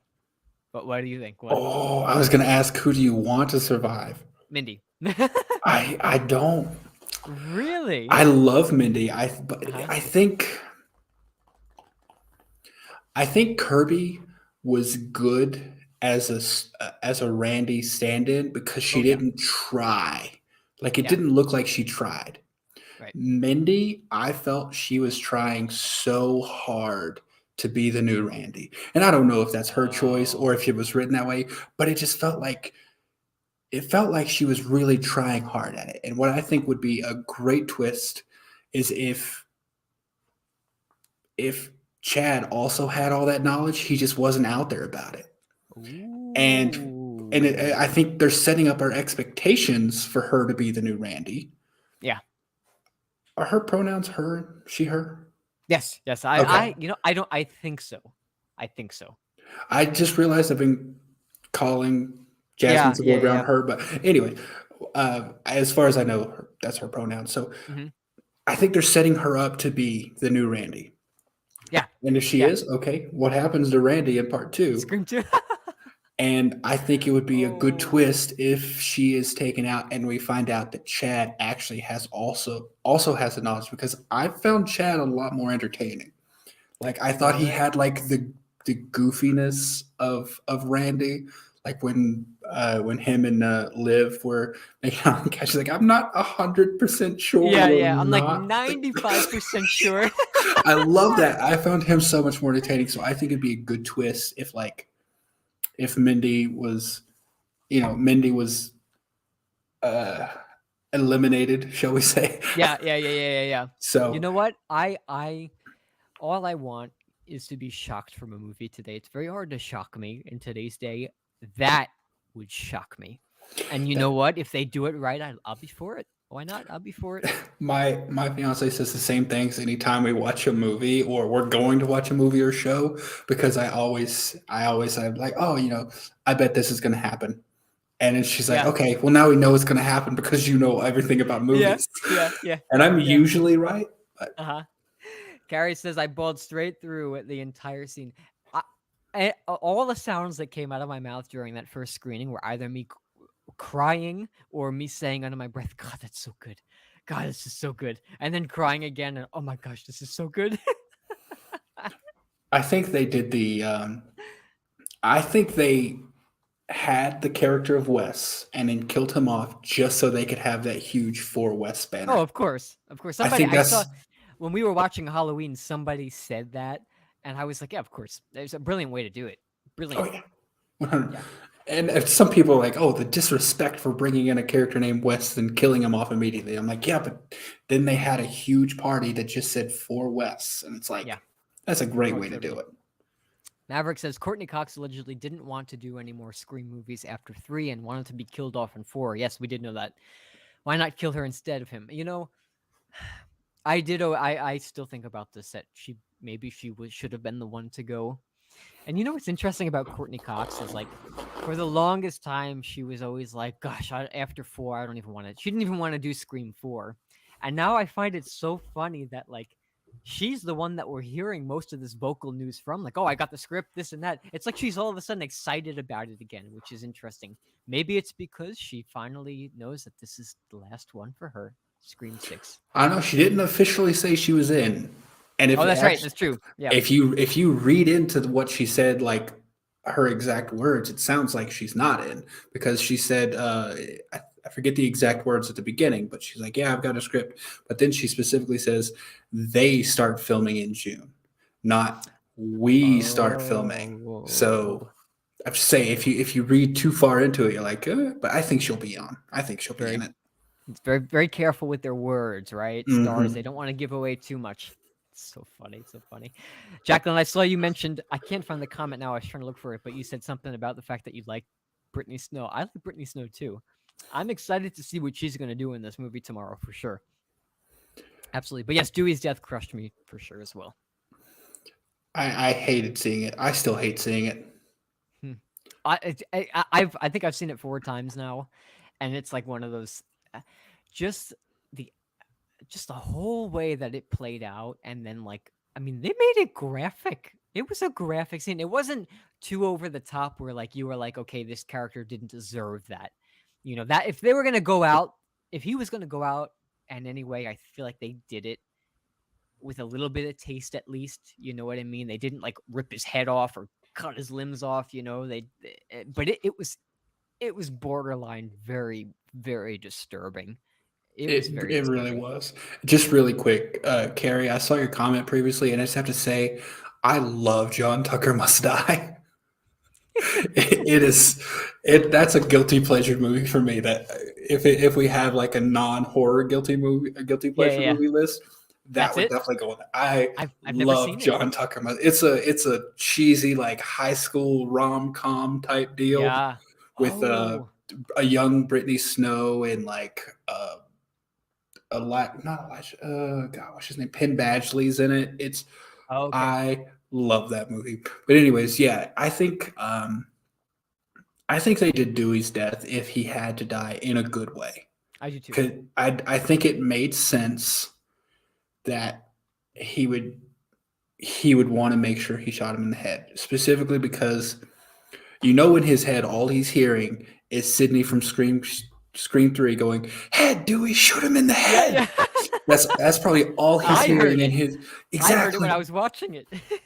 So I think it was believable that he would go back to do that because he's protecting these kids. Once again, he could have just said no. He did say no, but then he knew what he had to do. He immediately like I gotta protect these kids. I gotta help them. Think about it. And He couldn't save his sister in the original, but instead, right before he died, he saved someone else's sister. dude, Wow. that's chills. I Yeah. have literal goosebumps right now. I me too. Like he Yeah, he went man. out a hero. Like I said, he's only there in any of the movies because he wanted to protect people. That's it. I mean, And he and as soon as Sam left, he sent his text. He went right to his little chest, took out his gun, his little badge, and that was it. He was back. He didn't even question it. Not even when no, Sydney was like, she said something along the lines of, I'm paraphrasing, but you know, I'm glad that those new kids have you, but I mean, you be careful. As soon as yeah. she said that, before even seeing that he died, I had a feeling it was coming. Oh, 100%. And she summed it up there. She said something like I know they'll be safe because they have you. Yeah, that's right. Yep. And it's like Oh, because Scream and the 2, knife. she's miles away, or she's states away in college, Yep. and Dewey shows up to save her, to like help Yep. her. Yeah. Like a godsend just swoops in. Like, and I think we loved him too much, and they had Yes, to we take did. him. And it's just like Randy. We loved Randy. They had to take him from us. I know. I know. An element of surprise, right? Jacqueline says, talking about Brittany Snow, she was awesome in Would You Rather and Prom Night. Ooh, Would You Rather? Have you seen that movie? Dude, the ending of that movie crushes me. Oh, The fact that she goes through all of that just to get to I don't know how much you remember everyone in the oh chat yeah. rooms, just to get the money for her brother.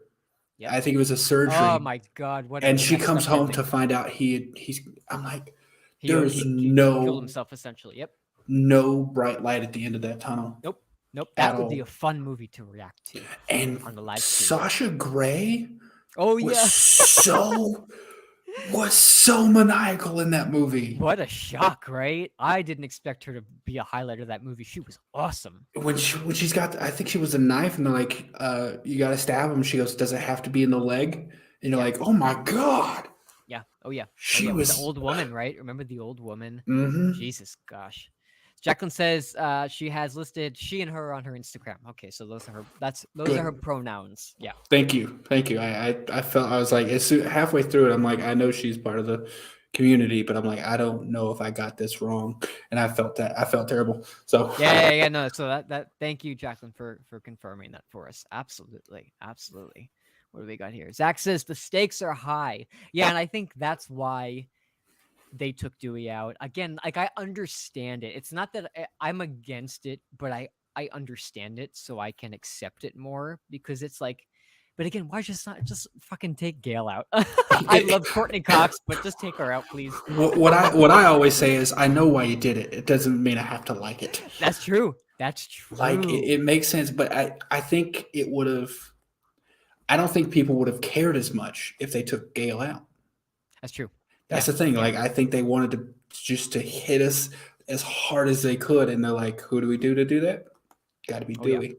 Oh yeah. So, Let's see what do we got here. oh man, I'm catching up on the comments. What do we got? What do we got? What do we got? We'll do 5 more minutes. Do 5 more minutes. Bob Hunt, thank you so much for the $2 super chat. God bless you. I hope that comes back to you in tenfold. I appreciate it. It really helps the channel. I deeply, deeply appreciate it. You have a great rest of your night, Bob. Thank you. I'm glad you're enjoying it. Brittany Snow is so good in that movie. You know what? Jacqueline, since you brought that up, I think I am like so close to announcing a reaction video for that because I want to watch that movie again. Would it's you been a rather? long time. Woo! Damn. It's like when I think of horror, modern horror, for some reason I never think of that movie, and it pops up every once in a while, and I'm like, oh, I remember that. It's like that movie. Was it Your Next with the people with the animal masks on? That movie was That was intense. good. That was a good movie. Yes, that was a very good movie. I Very good movie. I'm trying to think. There's another one that came out. It had David Koechner and someone else. Another pretty big name, but like basically David Koechner and his wife are really rich people, and they pick up these two buddies who were in a bar, and they kind of pit them against each other, like doing tasks. Like, oh, Yeah. I bet you won't do this, and if they do it, give them money. And like Yeah. it gets increasingly more like dangerous and diabolical. But I forget the name of it. I have to look up on his like. I gotta look up on his IMDb to find out what it is. Yeah, look it up. Look it up. Necessary says what you said about Dewey not being able to save his sister and save someone else's makes me think of Andrew's Peter and MJ in No Way Home. Absolutely. Absolutely. You don't understand how long I grew up with those Tobey Maguire movies. And then Andrew Garfield came next, and I liked those. But I always felt Andrew Garfield was such an underrated Spider-Man, and I felt like he deserved a third film to kind of cap the trilogy. I He's am getting so one. glad. I hear rumors. Is it confirmed? Oh, Um, I'm pretty sure it's confirmed that it's confirmed by Marvel that Toby and Andrew are gonna be in future Marvel projects. oh man. I mean, Toby is still to me is the icon when it comes to Spider-Man, but Andrew Garfield was so underwhelmed. What they did with No Way Home, what? that is like the definition of fan service for all the fans that have watched for so long. I just jumped on the Marvel bandwagon not too long ago. I mean, I saw those original Spider-Man movies, the Andrew Garfield ones. I saw Iron Man, but that was it. I just caught up with the MCU movies. And that's for some reason Marvel when they do fan service, like it I don't know. It's like there's a fine line of when you don't want too much fan service, but I feel like Marvel does it just right, and that movie was the perfect example of it. Oh yeah, they Marvel knows what they're doing. Jojo, thank you for the $10 super chat, my friend. I hope that that comes back to you in tenfold. God bless you. Thank you. It really helps the channel. Thank you for coming here. I appreciate each and every one of you for coming in and hanging out with us tonight. I just looked up that movie. It's called Cheap Thrills. Cheap Thrills. Yeah, it's like I said, I think it kind of feels like a made for DVD type movie. I definitely don't think it went to theaters, but um it's got like a 6.7 on IMDb. Ooh. But Okay. it's Not bad. yeah, I'd say check it out. It's a very interesting one, but it definitely takes like a really weird and like kind of dark turn. So Interesting. Interesting. Jacqueline says she hasn't seen You're Next. Check that out. oh yeah. Right, Eric? Isn't that one of those modern movies that not many like once it's out of theaters, I never heard of it again. But I No. loved it. Yeah, it was wonderful. I don't want to say too much because you'll give something away, but it was a very, very good movie. You know that Uh, song in the movie "Looking for the Magic"? Bum bum bum bum ba bum bum bum. That like '80s song that would play mhm. throughout the whole movie. Every time that comes on, I have it on my iPhone. Every time it comes on, I'm just like, "Oh, you're next." It was really good. I was kind of caught off guard by it. Like I was like, "Oh, what's this? Let's watch it." And I was like, "Wow." Yeah. Oh yeah. Maverick says if they kill the Meeks twins' mom, Martha, that would have shown that there's stakes without absolutely breaking my damn heart. She's so Uh, innocent. The sister, why you like? Are you a that Martha would have fan? broken my heart. I love Martha Meeks. I mean, she's what she in like 6 minutes total of this whole saga. Yeah. You know what I want to happen because I also don't think both the twins are gonna survive. Yeah, I want Martha to come in and like fuck just go crazy on dude. Ghostface for taking out one of her kids. Like Let's just give for her. Heather a big part in these movies. Why? I would Let's love give it. her it. Yeah, like imagine she's there in 7 with Sydney. If Gail survives with Kirby, say Stu is the killer. Just say it hypothetically, and she's there, and all of these strong women are just taking him down, dude. Woo! I want a mother scorn to come after Ghostface, and Oh fuck yeah! I think what Sam did to Richie would be nothing compared to Oh what Martha would do to a Ghostface who took out one of her kids. yep. Because And what? Ghostface already took out her brother. Yeah. Now it takes out Yep. one of her kids. Oh, she would just go crazy. Speaking of part of the stew train, I told Yeah. you I was putting a little Ghostface. Look at Oh, this mini Ghostface mask. dude, that's awesome. I was thinking I'm gonna make a ring that has Ghostface on it. Oh. Yeah. That's like little leprechaun size, That's it. You walk around It really is. yesterday on St. Patrick's Day, you see the leprechaun stole that from you. He's walking around with it. Yeah, I printed that for the stew train. I'm like, I gotta show this thing off because every time I look at it, I kind of just giggle at how small it is. Yeah, yeah, yeah, yeah, yeah, yeah, yeah. Oh my gosh. What Sia song are you talking about, Jacqueline? Me not singing the Sia song in my head. Comment, what Sia song you thinking about? Yeah, I can't think Got of one. Let's see. What do we got? What do we got? Oh, necessary. God bless you. Thank you so much for the $5 super chat. She says, Jack, you need to do a watch party for Malignant and The Orphanage soon. They're both excellent. You know what? You got it. Absolutely. I will absolutely do that. I'll be on for both because I haven't seen Orphanage and I have seen Okay. Malignant and it is amazing. So So if you we're gonna need a do it. guest, man, hit me up. You got it. All right. It's already planned. Now we manifest the date. You got it, necessary. Thank you. I hope that $5 comes back to you in tenfold. Carrie's like, I love the tiny little ghost face man. Yes. I can make you earrings. I can make you Ghostface earrings if you'd like. Oh, I offered to I make don't some have. for my fiance, but she doesn't really like horror, so she's like, it doesn't make sense for me to have them. But I'm like, I want to make them anyways. Like, I want to just print like tiny, Yeah, like ones that are like that big dude, I to wear put on rings, earrings. man. You make me a little ghost face ring, I will wear that. Oh Heck yeah, yeah. I got my rings too. I got to wear Yeah. them, and I've been wanting one for my first finger. So I'm like, oh, Ghostface would fit perfect right there. But I love it. this is going on top of the stew train. Oh yeah. Choo choo. And wait till you guys hear my song that I'm writing for Steven. I can't wait, man. Dude, every I was playing it the other night and I sent him a little demo of it and I was hysterical as I was doing it. I was like so grateful that he gave me the chance to write him a song to play on his streams, you know. Maverick says, but that's what I'm saying. Martha in her limited role would hurt to see her go, but not Dewey. Interesting. So you'd want you so you'd Oh, okay, I get what you're saying. I get what you're saying. Yeah, no, it would hurt to see her go. I see what you're saying if you would have rather have had her taken out versus Dewey. Absolutely. Oh, I would I hate to love have that Martha. choice. I would hate This to have that choice. I love Dewey, but I also love Martha. Like, and I don't know what that'd do to the twins if their mother was taken out. Heather is such Oh, an she's just such an Have you ever seen Hostel 2 with Heather? I hated to see her. Oh, it Yeah, was she. terrible. It was Hmm. terrible, man. So disturbing. But she is such an underrated actress. I've always loved her. She just has this quirkiness about her that fits in a Scream movie. It fits so well. I also just rewatched the Diaries Oh, yesterday, and she's also wonderful in that. So, yeah, yeah, yeah.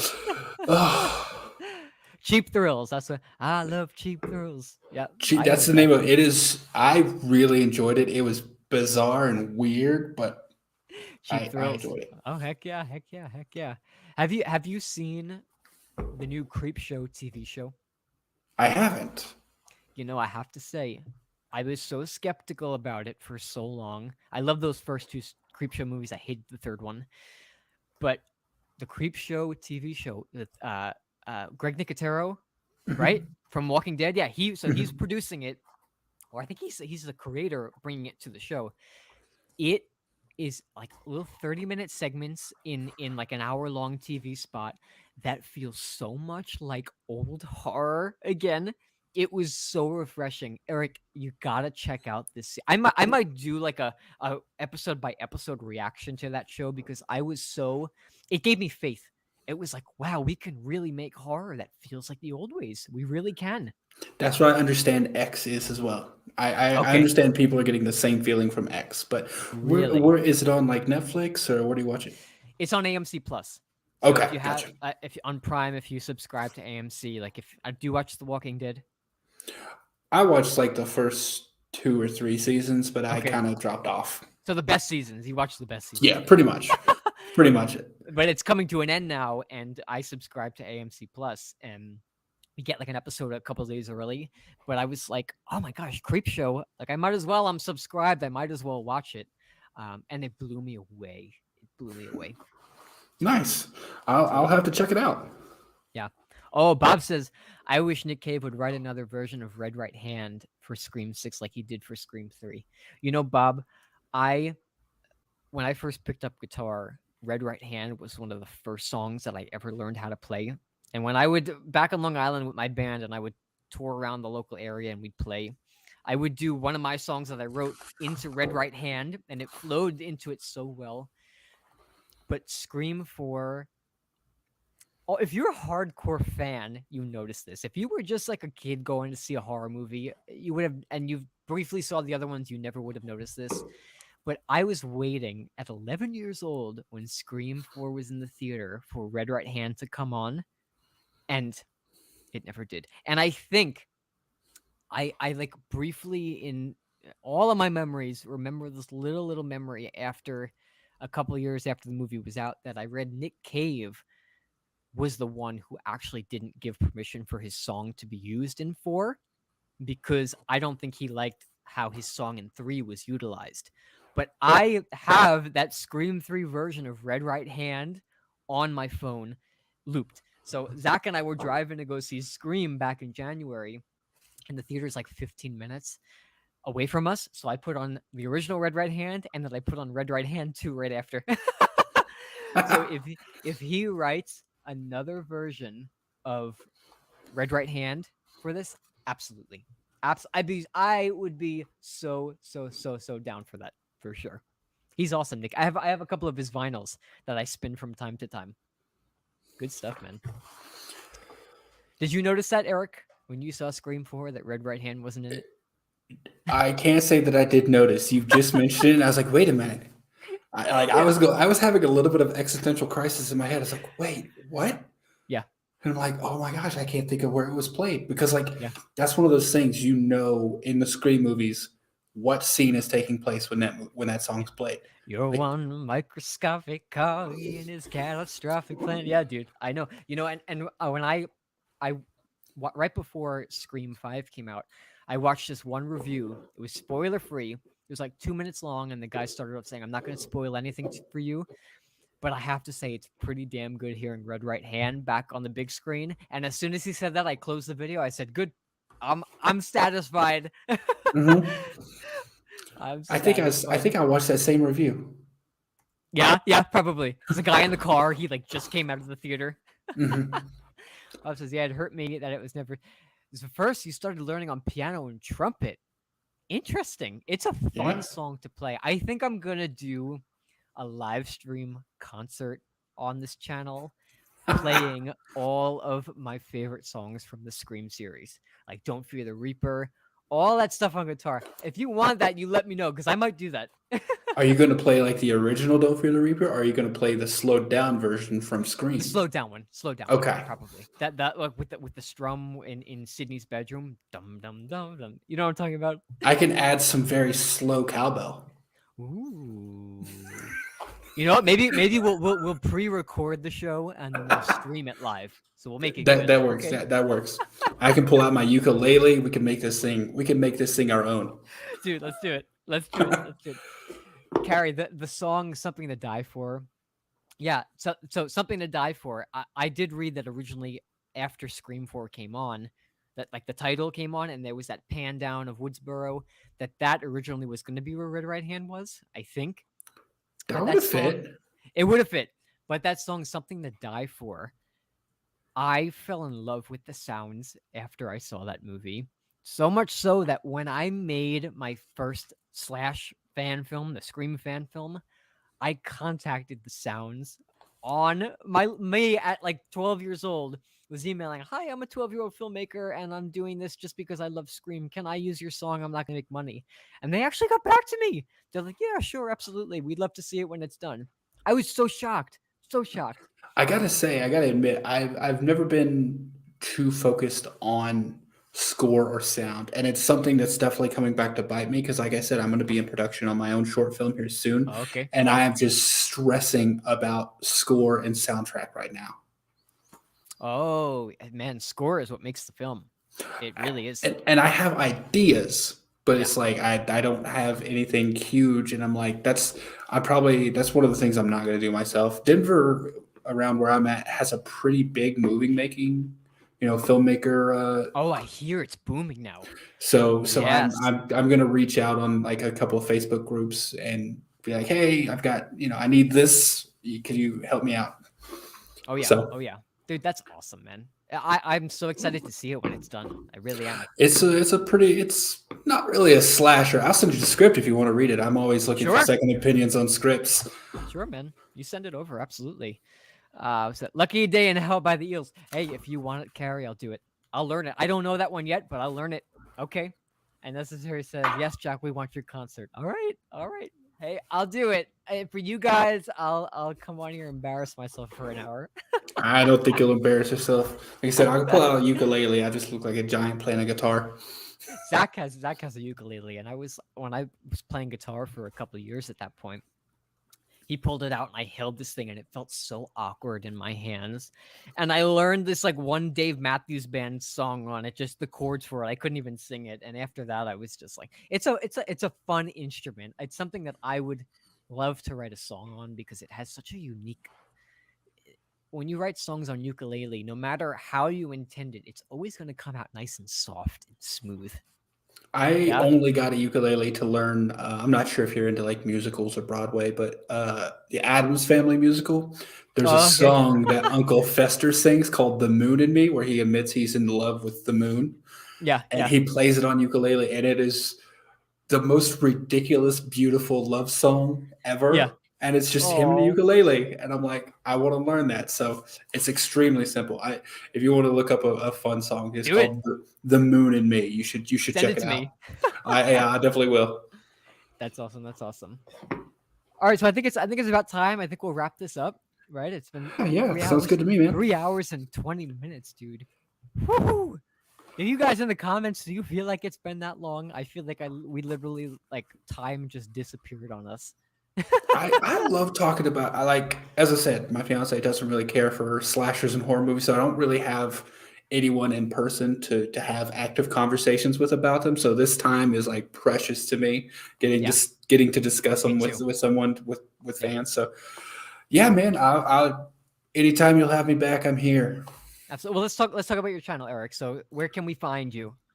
I am Bearded Entertainment. There are two Bearded Entertainments on Yes, there YouTube, are. apparently.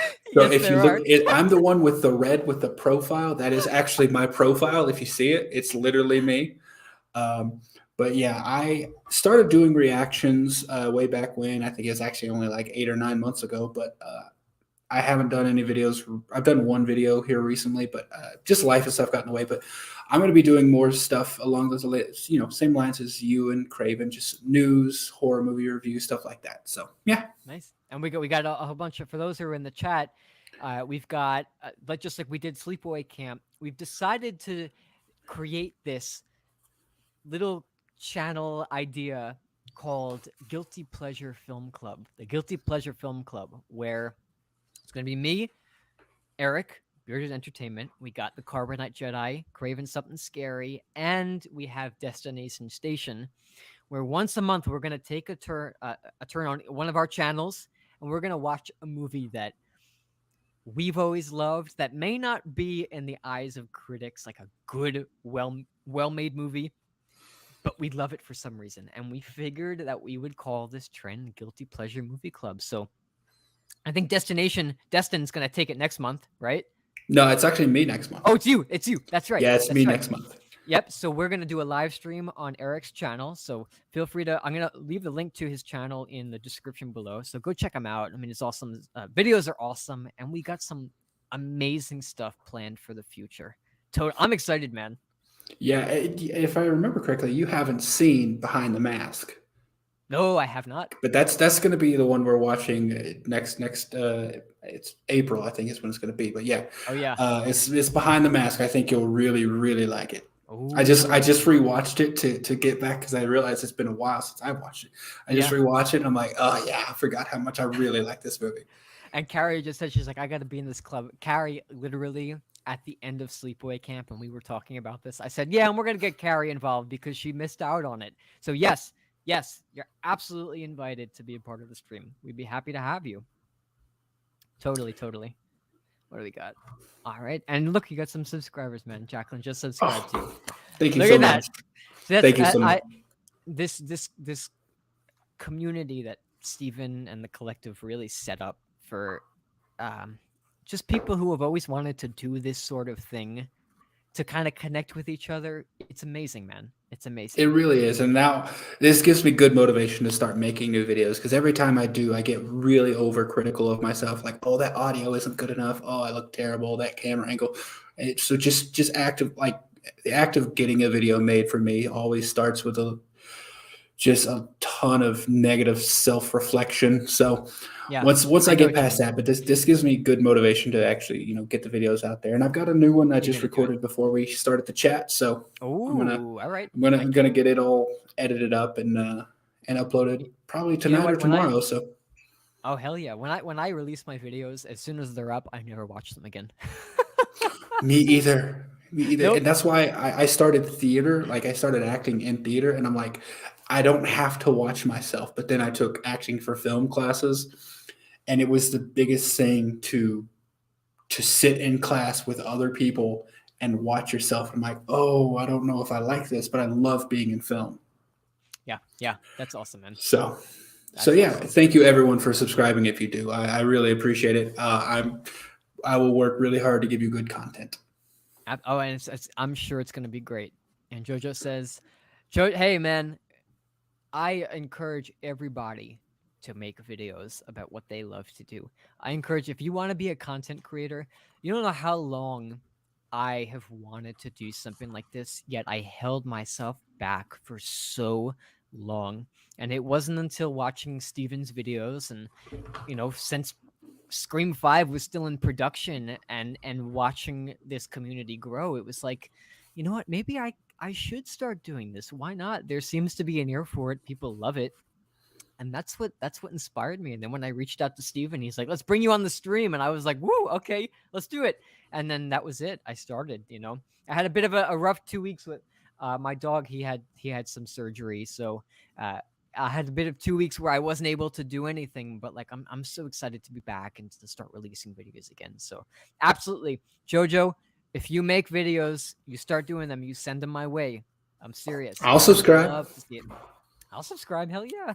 Hell yeah. And any of you else in the chat or watching the replay right now, do it. Just rip the band-aid off. You're all beautiful people. Don't be ashamed. All right, man. Well, Yeah. with 3:26 now, yeah, I think I do need to Yeah. get Yeah. going Totally. here. Me too. All right, guys. Well, thank you guys so much for watching. You can check out, if you haven't subscribed, Bearded Entertainments. His link will be in the description below. And we'll see you guys next time, all right? You have a See great you rest of later, your everyone. evening. Absolutely. And we'll see you guys soon, okay? Take care.